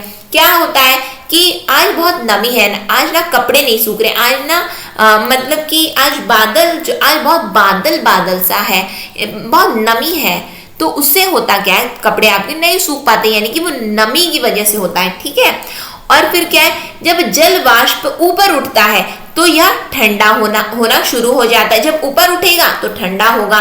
ठीक, फिर क्या है, जल वाष्प संघनित होकर ठंडा होकर जल की बूंद बनाते हैं। देखो, जब गर्म हुआ यानी कि हल्का हो गया, जब गर्म हुआ तो हल्का हुआ, ठीक, हल्का हुआ तो ऊपर उठा, ऊपर उठ करके ठंडा होना प्रारंभ हुआ, ठंडा हुआ तो किस में परिणित हो गया, बूंदों में परिणित हो गया। ठीक, जब बूंदों में परिणित हो गया तो भारी हो गया, भारी हो गया तो बूंद के तो ये वाटर ड्रॉपलेट बन करके नीचे गिर गया। ठीक, फिर क्या है, बादल इन्हीं जल बूंदों का ही एक समूह होता है।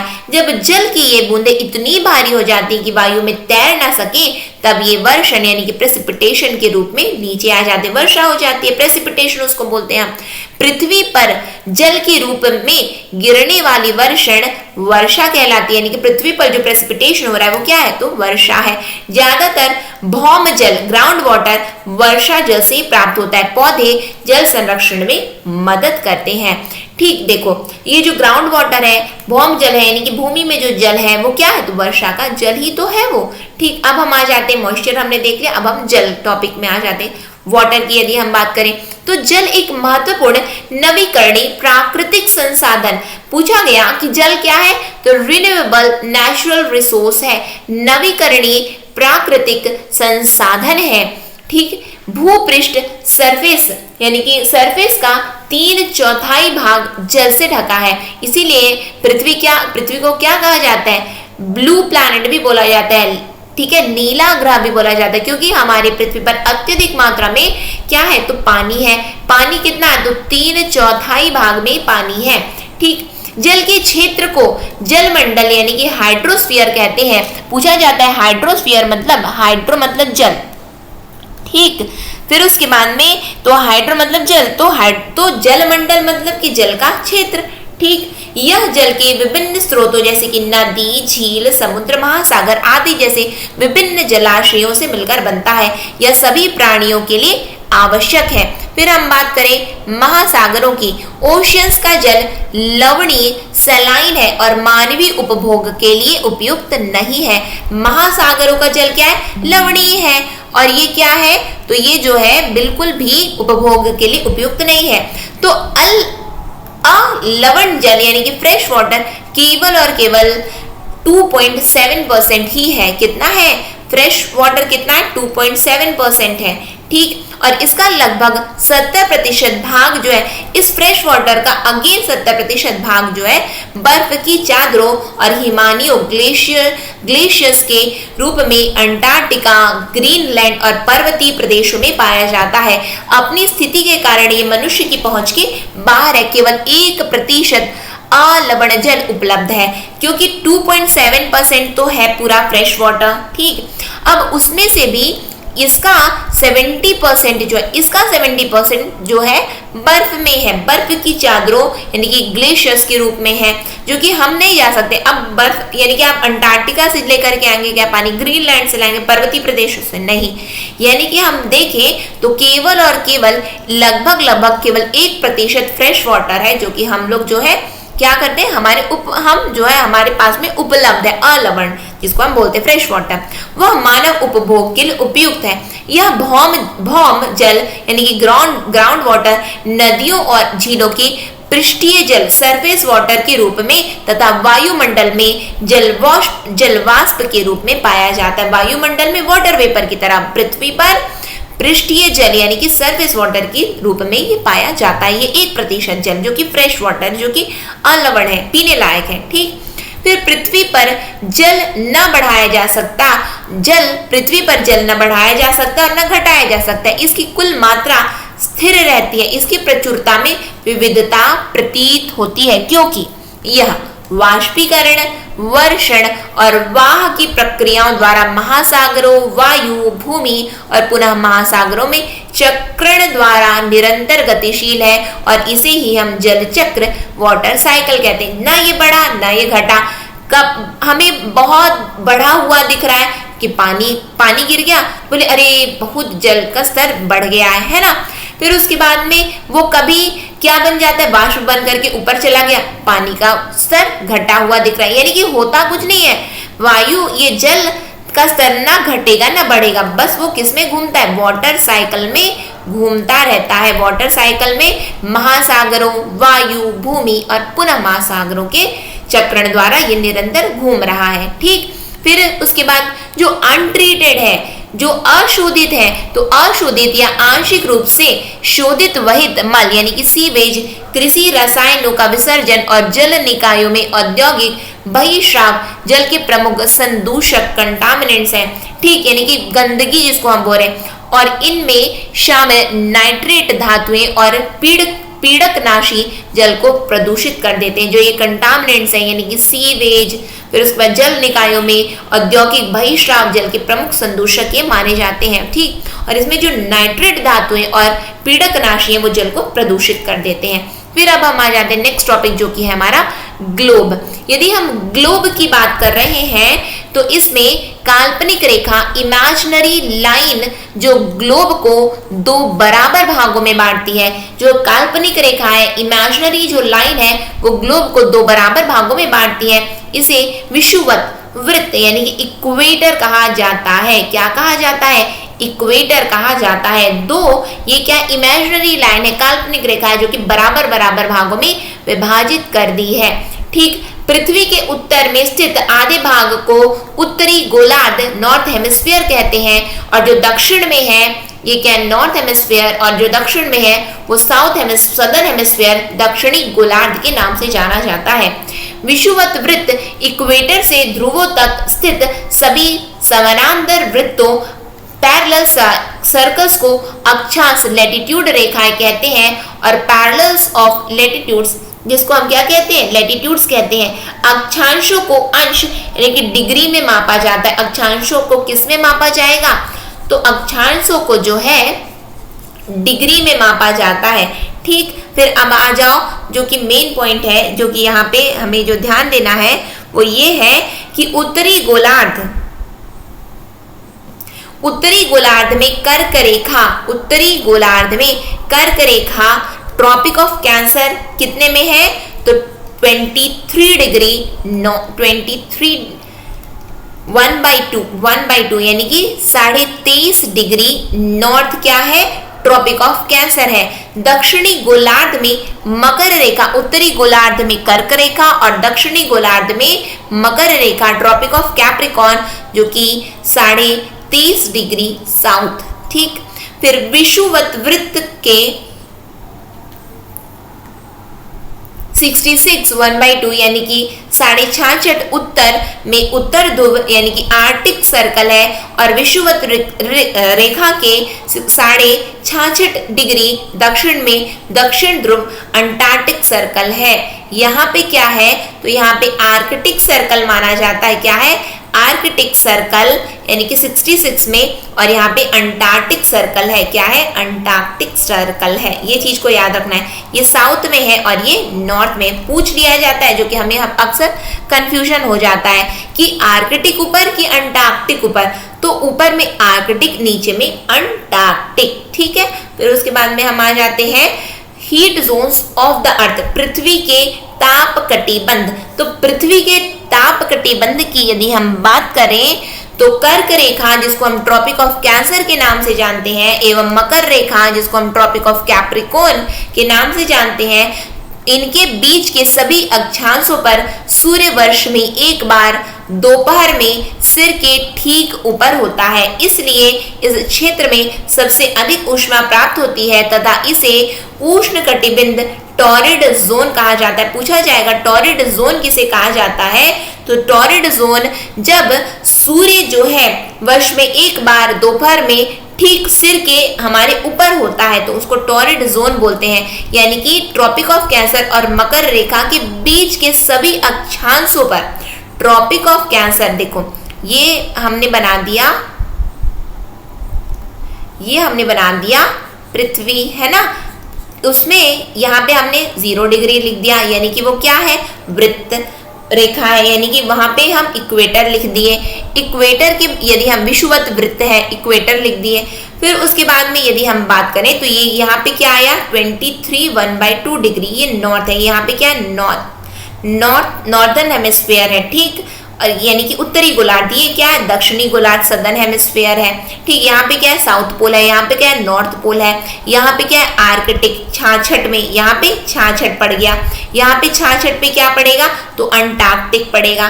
क्लियर है। फिर उसके बाद में क्या है, तो ये जो इसके बीच में जो है यानी कि 23 डिग्री नॉर्थ और 23 डिग्री साउथ, 23 डिग्री नॉर्थ और यानी कि 23.5 डिग्री नॉर्थ और 23.5 डिग्री साउथ के जो बीच में, तो साल में केवल एक ही बार सूर्य, वर्ष में केवल एक ही बार दोपहर में बिल्कुल सीधा रहता है, और इसको ही क्या बोलते हैं, तो इस जोन को टॉरिड जोन बोलते हैं। जहां पे मैंने ये जो लाइन रेखा खींची है ना, इसको क्या बोलेंगे हम, तो इसको ही हम टॉरिड जोन के नाम से जानते हैं, ठीक। अब आ जाओ कर्क रेखा तथा मकर रेखा के बाद किसी भी अक्षांश यानी कि लैटिट्यूड पर दोपहर का सूर्य कभी भी सिर के ऊपर नहीं होता। ध्रुव की तरफ सूर्य की किरणें तिरछी होती हैं।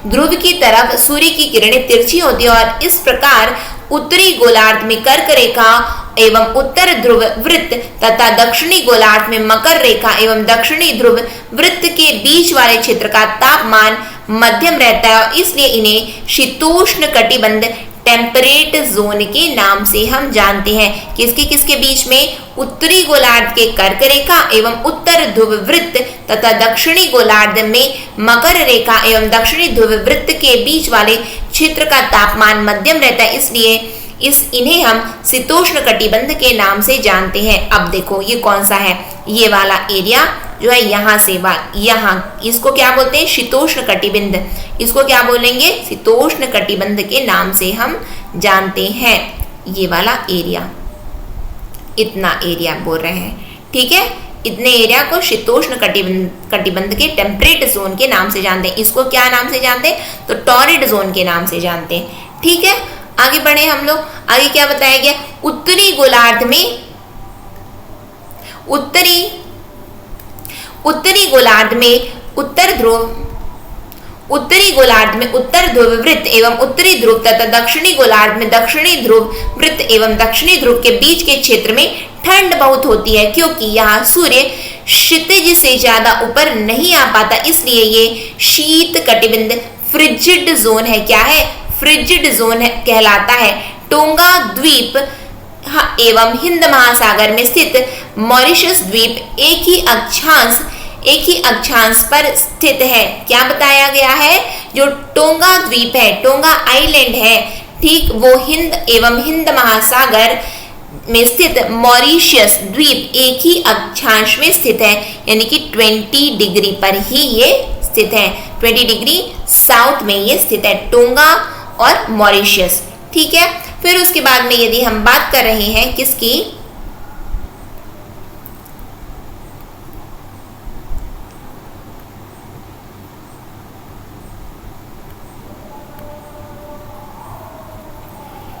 मेरिडियन में आ जाते हैं हम। किस में आ जाते हैं, मेरिडियन में, यामयुत्तर या ध्रुव वृत्त में यदि हम बात करें तो पृथ्वी के उत्तरी एवं दक्षिण ध्रुव के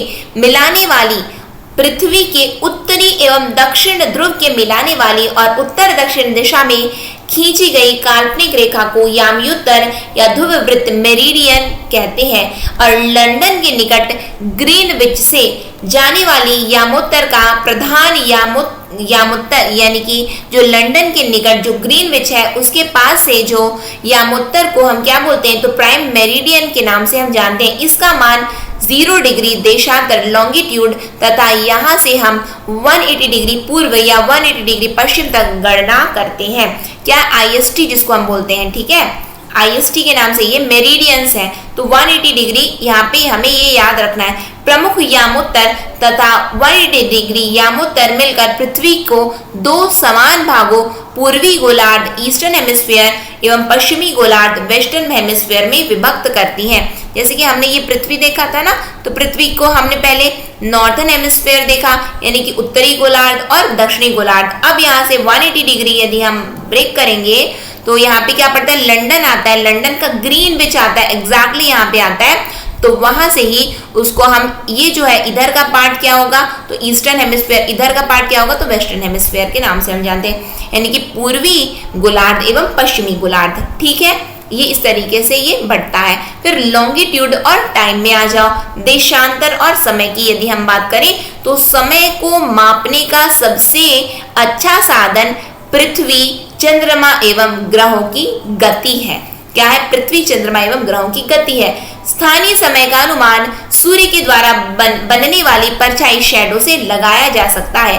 पृथ्वी पश्चिम से पूर्व की ओर चक्कर लगाती है। शुरू में ही मैंने आपको बता दिया कि पृथ्वी क्या है, जब मैंने ग्रह पढ़ाया था आपको, है ना, तो वहां पे वीनस और यूरेनस जो है क्या करते हैं, ये दोनों बस अलग चलते हैं, बाकी जो है सब लोग क्या चलते हैं, सब लोग जो है ये दोनों ईस्ट से वेस्ट चलते हैं। बाकी जितने होते हैं, जितने ग्रह होते हैं वो वेस्ट से ईस्ट मूव करते हैं, ठीक। तो यहाँ पे क्या बताया गया है, यहाँ पे कि पृथ्वी पश्चिम से पूर्व की ओर चक्कर लगाती, अतः वे स्थान जो ग्रीनविच के पूर्व में है उनका समय ग्रीनविच समय से आगे होगा, तथा जो पश्चिम में है तो उनका समय पीछे होगा। इसका क्या मतलब हुआ, समझ में नहीं आया। अब देखो ये है ऐसा, अब इसको ऐसे बांट दो, ग्रीनविच, ये जो बीचों बीच यहाँ पे क्या है, ग्रीनविच है, तो जो उसके पूर्व में पड़ेगा, जो उसके पूर्व में पड़ेगा, तो ग्रीनविच के पूर्व वाला स्थान जितना भी होगा तो वो समय ग्रीनविच के आगे आगे चल रहा है। जो इधर चलेगा तो वो ग्रीनविच के पीछे पीछे चल रहा है, ठीक। और पृथ्वी लगभग 24 घंटे में अपने अक्ष पर 360 डिग्री घूम जाती, अर्थात वह 1 घंटे में 15 डिग्री एवं 4 मिनट में 1 डिग्री घूमती है। देखो पृथ्वी जो है 24 घंटे में, पृथ्वी 24 घंटे में कितना डिग्री घूम रही है, तो 360 डिग्री घूम रही है, ठीक। 1 घंटे में कितना घूमेगी, 1 घंटे में कितना घूमेगी, तो 360 को 24 से गुणा कर दो तो कितना आएगा आपका, तो 15 डिग्री घूमेगी, ठीक। फिर उसके बाद 4 मिनट में कितना घूमेगी, ठीक। तो 4 मिनट में कितना घूमेगी, तो उसको निकालने के लिए आपको क्या करना है, 4 मिनट में कितना घूमेगी, तो उसको निकालने के लिए 1 डिग्री अब आपको निकालना है। ये क्या है, देखो 1 आवर इक्वल्स टू कितना होता है, 60 मिनट होता है, हाँ होता है। तो 60 मिनट की वैल्यू यहाँ पे क्या लिखा है हमने, 60 मिनट की वैल्यू हमने क्या लिख दिया यहाँ पे, तो 60 मिनट हमने 15 डिग्री लिखा है। अब आपको 1 डिग्री निकालना है, तो 1 डिग्री निकालने के लिए आपको क्या करना पड़ेगा, आपको 60 डिवाइड बाय 15 कर देना है, तो कितना आएगा आपका 4 मिनट आएगा। तो 1 डिग्री में क्या दिखा है, देखो ये जो जो चीजें है वो ये बता रही हूँ। 24 घंटे में कितना, तो 360 डिग्री, 360 डिग्री। फिर उसके बाद ये 24 घंटे की बात करें तब 1 घंटे में कितना, तो 15 डिग्री। लेकिन यदि हम 1 डिग्री में, 1 डिग्री कितने में घूम पाई, तो 4 मिनट में घूम पाई, ठीक है, समझ में आया। इस प्रकार जब ग्रीनविच में दोपहर के जब 12 बजते हैं तब ग्रीनविच से 15 डिग्री पूर्व में समय होगा 15 × 4। क्यों, क्योंकि 1 डिग्री वो 4 मिनट में घूमती है। और यहाँ पे यदि हम देखें तो ग्रीनविच में अभी 12 बजे हैं, तो पूर्व में आपको जाना है, तो पूर्व में आगे समय चल रहा है, वो कितना समय आगे है, तो 15 डिग्री है, 15 डिग्री आगे चल रहा है। जब वो 15 डिग्री आगे चल रहा है, क्योंकि 1 घंटा है ना, तो 15 डिग्री जब 1 घंटा आगे चल रहा है तो वो उसको आपको मिनट में निकालना है, तो 15 × 4 करोगे तो 16 मिनट आएगा। ग्रीनविच के समय से 1 घंटा आगे, अर्थात वहां दोपहर का 1 बजा होगा। ग्रीनविच से ये पूछा जा सकता है आपके एग्जाम में, है ना, जो चीज यहाँ पे जो मैंने लिखा है बस उतना ही याद करोगे तो समझ में आ जाएगा। फिर क्या, लेकिन ग्रीनविच से 15 डिग्री पश्चिम की ओर आपको जाना है, तो ये 1 घंटा पीछे होगा, यानी कि वहां सुबह का 11 बजेगा। यदि ग्रीनविच में 12 बजा है तो पूर्व की ओर जाओगे तो 1 बजा रहेगा, पश्चिम की ओर जाओगे तो 11 बजा रहेगा। क्यों? क्योंकि 1 घंटे की यदि हम बात करें तो 15 डिग्री होता है, 1 घंटे में 15 डिग्री होता है। और मिनट में यदि आप देखोगे तो कितना आगे, समय कितना आगे, तो 1 आवर इक्वल्स टू 15 डिग्री। अब 15 को आपको क्या करना है, 4 से गुणा करना है, यानी कि 60। यानी कि 1 घंटे में आपको और कितना समय बढ़ा देना है, तो 60 मिनट बढ़ा देना है। तो बढ़ा दीजिए ना, 12 में 60 मिनट और ऐड कर दो तो 1 घंटा, 1 घंटा मतलब 1 बज गया। 12 बजा है, उसमें 60 मिनट घटा दो, यानी कि 60 मिनट घटा दोगे तो 1 घंटा घटाओगे, यानी कि 11 बजा दोगे आप लोग। ठीक, तो इसी प्रकार जब ग्रीनविच पर दोपहर के 12 बजे होंगे तो उस समय 180 डिग्री पर मध्य रात्रि मिडनाइट होगा। जब 12 बजेगा, जब ग्रीनविच पर दोपहर का 11 बजेगा तो उस समय 180 डिग्री पर क्या होगा, तो मध्य रात्रि होती है। ठीक है, क्या होता है, मध्य रात्रि। किसी भी स्थान पर जब सूर्य आकाश में अपने उच्चतम बिंदु पर होता है तो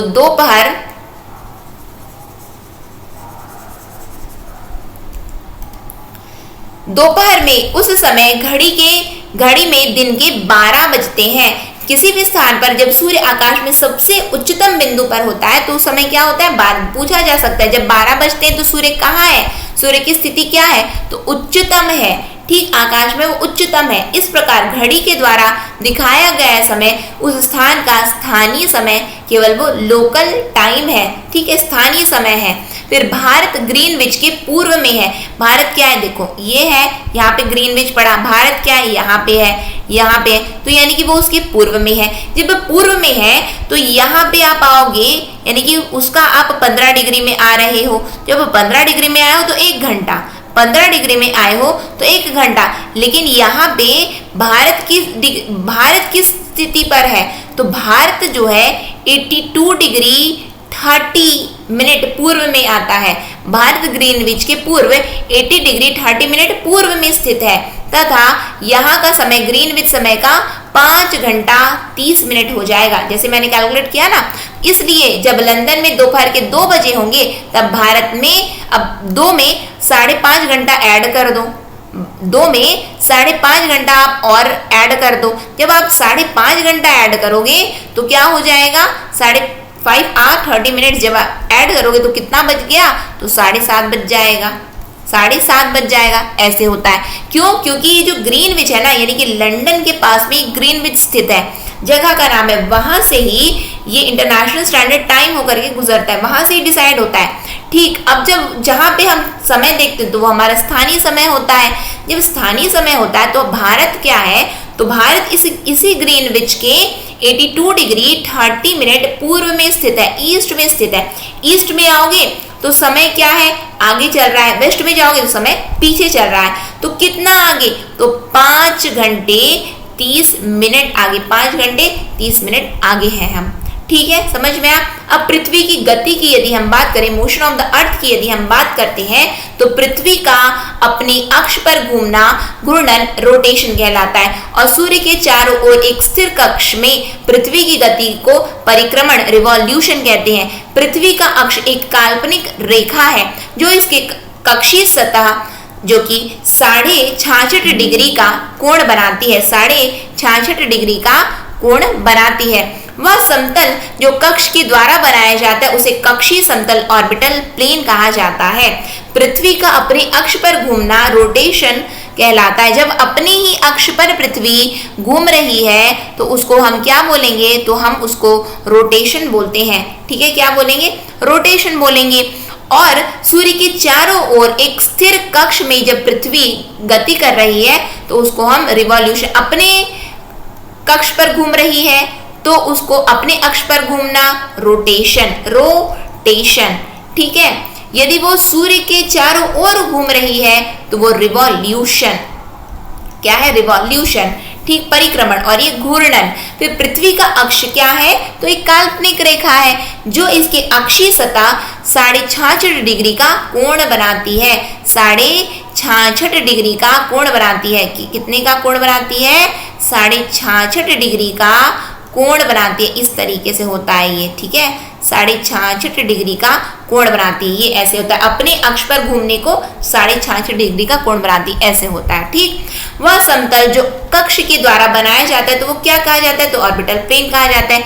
ग्लोब पर वह वृत्त जो दिन तथा रात को विभाजित करता है तो उसको सर्कल ऑफ इल्यूमिनेशन के नाम से हम जानते हैं, प्रदीप्ति वृत्त के नाम से जानते हैं। ग्लोब पर वह वृत्त जो दिन तथा रात को विभाजित करता है तो उसको क्या बोलेंगे, सर्कल ऑफ इल्यूमिनेशन बोलते हैं। ठीक, और फिर क्या है कि पृथ्वी एक वर्ष या 365 दिन और 6 घंटे में सूर्य का एक चक्कर लगाती है। 365 दिन का मानते हैं तथा 6 घंटे को इसमें नहीं जोड़ते हैं, और इसी वजह से हम क्या करते हैं, लगभग हम क्या मानते हैं, एक वर्ष को 365 दिन का मानते हैं और 6 घंटे को नहीं जोड़ते।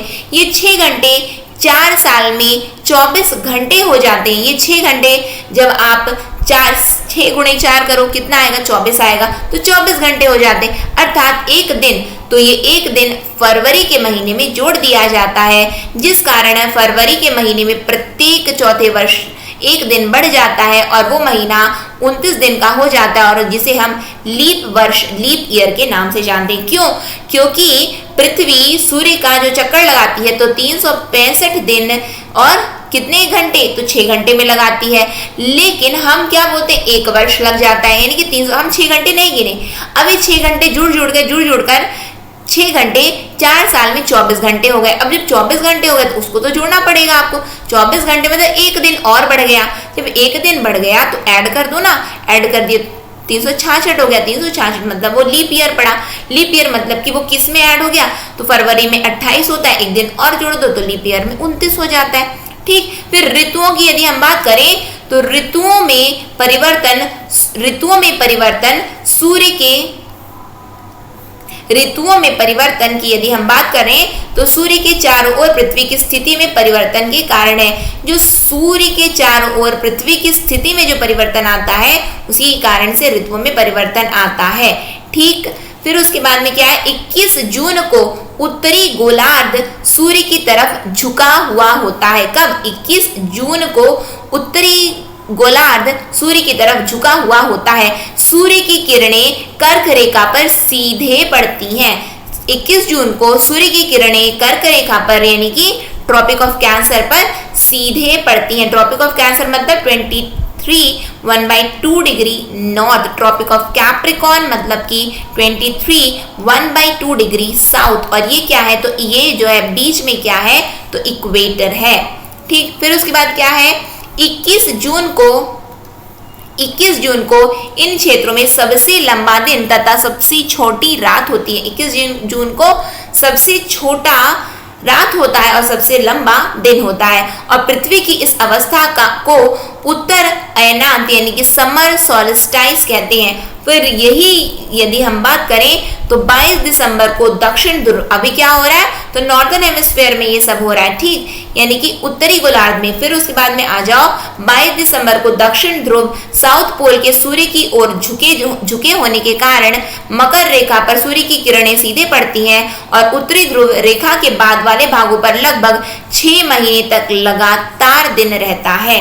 क्या बताया गया है यहाँ पे ये बताया जा रहा है कि 21 जून को यानी कि उत्तरी गोलार्ध पर सूर्य की तरफ झुका हुआ, 21 जून को उत्तरी गोलार्ध सूर्य की तरफ झुका हुआ होता है, और सूर्य की किरणें क्या होती हैं, तो सीधे किस पर पड़ती हैं, तो कर्क रेखा पर पड़ती हैं। ठीक, ट्रॉपिक ऑफ कैंसर पर पड़ती हैं, और उसके परिणाम स्वरूप क्या होती, ऊष्मा अधिक होती। जब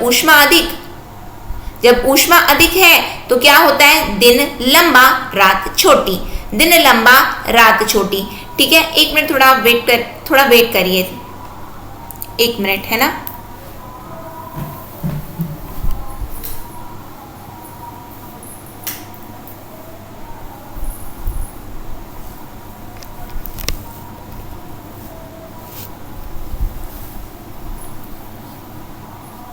नाउ वी शैल कंटिन्यू।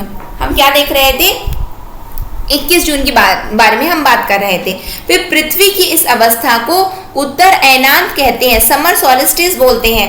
और 22 दिसंबर को दक्षिण ध्रुव के सूर्य की ओर झुके होने के कारण, दक्षिण ध्रुव अब 22 दिसंबर को सूर्य की ओर झुक गया। जब सूर्य की ओर झुकेगा तो मकर रेखा पर अब सूर्य की किरणें सीधे पड़ेंगी।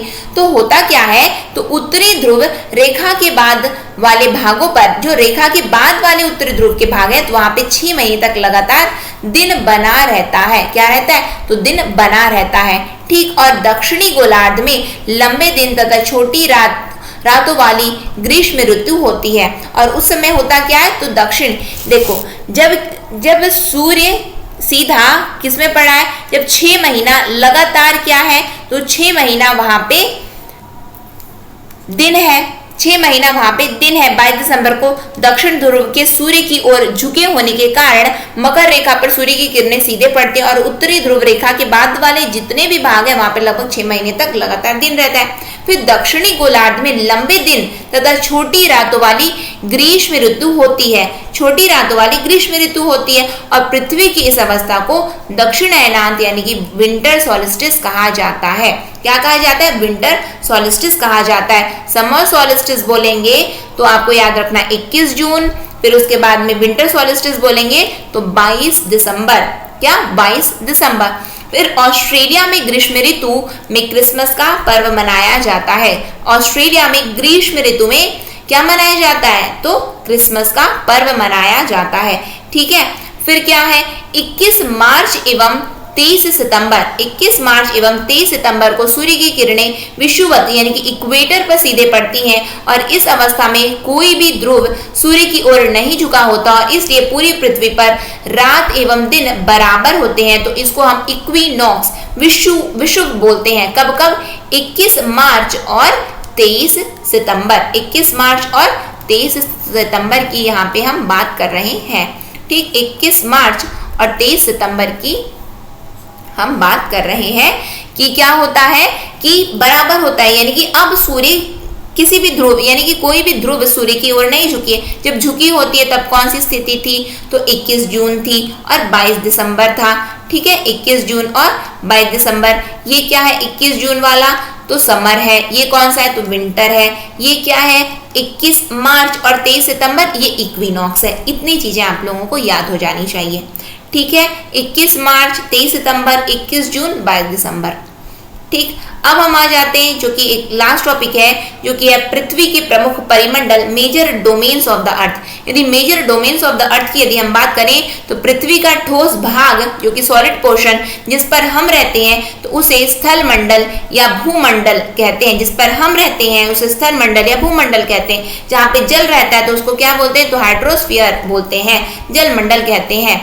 ठीक, गैस की परतें जो पृथ्वी की चारों ओर से, जो पृथ्वी को चारों ओर से घेरती हैं उसे वायुमंडल कहते हैं। जहाँ पे गैस की परतें हैं उसको क्या बोलेंगे, वायुमंडल। वायुमंडल में हमने क्या क्या पढ़ा, ट्रोपोस्फियर, स्ट्रेटोस्फियर, मेसोस्फियर, फिर थर्मोस्फियर और फिर एक्सोस्फियर पढ़ा है। थर्मोस्फियर में आइनोस्फियर किसका पार्ट है, तो थर्मोस्फियर का ही पार्ट है, भूलना नहीं है आप लोगों को, है ना। फिर क्या है, जहाँ ऑक्सीजन, नाइट्रोजन, कार्बन डाइऑक्साइड तथा दूसरी गैसें पाई जाती, कहाँ, तो एटमॉस्फेयर में। नाइट्रोजन कितना, तो 78%, ऑक्सीजन कितना, तो 21%, कुल मिलाकर के 99%। आर्गन कितना, तो 0.93% और कार्बन डाइऑक्साइड कितना, तो 0.03%। ये हमने देख लिया। ठीक, पृथ्वी के बहुत बड़े भाग पर जल पाया जाता है जिसे जलमंडल हाइड्रोस्फीयर के नाम से हम जानते हैं। जलमंडल में जल की सभी अवस्थाएं जैसे कि बर्फ, जल, जलवाष्प सम्मिलित है। जीव मंडल क्या होता है, ये भी पूछ लिया जा सकता है आपसे। जीव मंडल क्या है, तो एक सीमित क्षेत्र है जहां स्थल, जल और हवा एक साथ मिलते हैं, जहां सभी प्रकार के जीवन पाए जाते हैं। जहां सभी प्रकार के जीवन पाए जाते हैं तो उसको ही हम क्या बोलते हैं, तो उसको ही हम जीव मंडल कहते हैं। जैसे कि ये हो गया, ये हो गया और ये हो गया। ठीक, ये क्या है, ये लिथोस्फीयर, एटमॉस्फेयर, हाइड्रोस्फीयर। तो ये वाला कौन सा है, तो ये है बायोस्फीयर, बीच वाला पार्ट है, स्थल, जल, हवा। ठीक, स्थल मंडल की यदि हम बात करें तो वह क्षेत्र जो हमें वन, कृषि, मानव बस्तियों के लिए भूमि, पशुओं को चरने के लिए घास स्थल प्रदान करता है, या खनिज संपदा मिनरल वेल्थ का भी स्रोत है। बायोस्फीयर की यदि हम बात करें, जैव मंडल की बात करें, तो पादप जीव जंतु यानी कि फौना मिलकर जैव मंडल या सजीव संसार का निर्माण करते हैं, या पृथ्वी का वह संकीर्ण क्षेत्र नैरो एरिया है जहां स्थल, जल एवं वायु मिलकर जीवन को संभव बनाते हैं। पृथ्वी की सतह को दो मुख्य भागों में बांटा जाता है, जो कि है बड़े स्थलीय भूभागों को लैंड मासेस को महाद्वीपों के नाम से जानते हैं, और बड़े जलाशयों को महासागरीय बेसिन ओशियन बेसिन के नाम से हम जानते हैं। विश्व के सभी महासागर आपस में एक दूसरे से जुड़े हुए हैं। समुद्री जल का तल जो है सभी जगह समान होता है, और स्थल की ऊंचाई को समुद्र तल से मापा जाता है। क्या है? स्थल की ऊंचाई को समुद्र तल से मापा जाता है, जिसे शून्य माना जाता है। स्थल की ऊंचाई मापना है तो समुद्र तल से मापा जाता है। ठीक, जैसे कि बोलते हैं ना कि माउंट एवरेस्ट की हाइट कितनी है, तो 8848 मीटर ऊंचा। तो कैसे मापा गया? तो ये समुद्र तल से मापा जाता है। समुद्र तल से कितना ऊंचा है? ठीक, तो विश्व का सबसे ऊंचा शिखर माउंट एवरेस्ट समुद्र तल से 8848 है ना मीटर ऊंचा है। विश्व का सबसे गहरा भाग प्रशांत महासागर का मेरियाना गर्त है, जिसकी गहराई कितनी है? तो 11,022 मीटर है। प्रशांत महासागर का मेरियाना गर्त क्या है? तो सबसे गहरा है, जिसकी गहराई 11,022 मीटर है। ठीक है, तो ये हमने इंपॉर्टेंट फैक्ट्स देखे। अब कॉन्टिनेंट्स ये सब जो है वो उतना ज़्यादा इंपॉर्टेंट नहीं है, हालांकि है इंपॉर्टेंट, लेकिन फिर भी अभी के लिए यदि हम बात करें कि लास्ट टाइम में इतनी चीज़ें आप लोगों को अपने ज्योग्राफी के पोर्शन में जाननी बहुत ज़्यादा ज़रूरी थी, इसीलिए मैंने ये वाला सेशन रखा, जिससे आप लोगों का रिवीजन हो सके और जिससे आप लोगों को चीज़ें पता हो सके। ठीक है, तो ये सेशन को हम यहीं पे एंड करेंगे। नेक्स्ट सेशन में फिर हम मिलेंगे। नेक्स्ट सेशन तक के लिए ऑप्टिमिस्टिक लर्निंग, और साथ में बहुत अच्छे से आप लोग पेपर बनाइए। अपने पर भरोसा रखिए कि हमने जो कुछ भी पढ़ा है वो सही पढ़ा है, और उसके बाद में अपने पर भरोसा ज़रूर रखना, और अपने ऊपर जब स्वयं पर भरोसा रखेंगे तभी जा कर के आप जो है ईश्वर पर भरोसा रख पाएंगे। तो ईश्वर पर आपकी पूरी आस्था होनी चाहिए कि ईश्वर आपके साथ हैं, और अपने पर भरोसा रखना, और बहुत अच्छा आपको पेपर बनाना है। ठीक है, इन्हीं शुभकामनाओं के साथ में ये सेशन को मैं एंड करूंगी। नेक्स्ट सेशन में फिर हम मिलेंगे। नेक्स्ट सेशन तक के लिए optimistic learning. Thank you for the session. जय हिंद, जय भारत।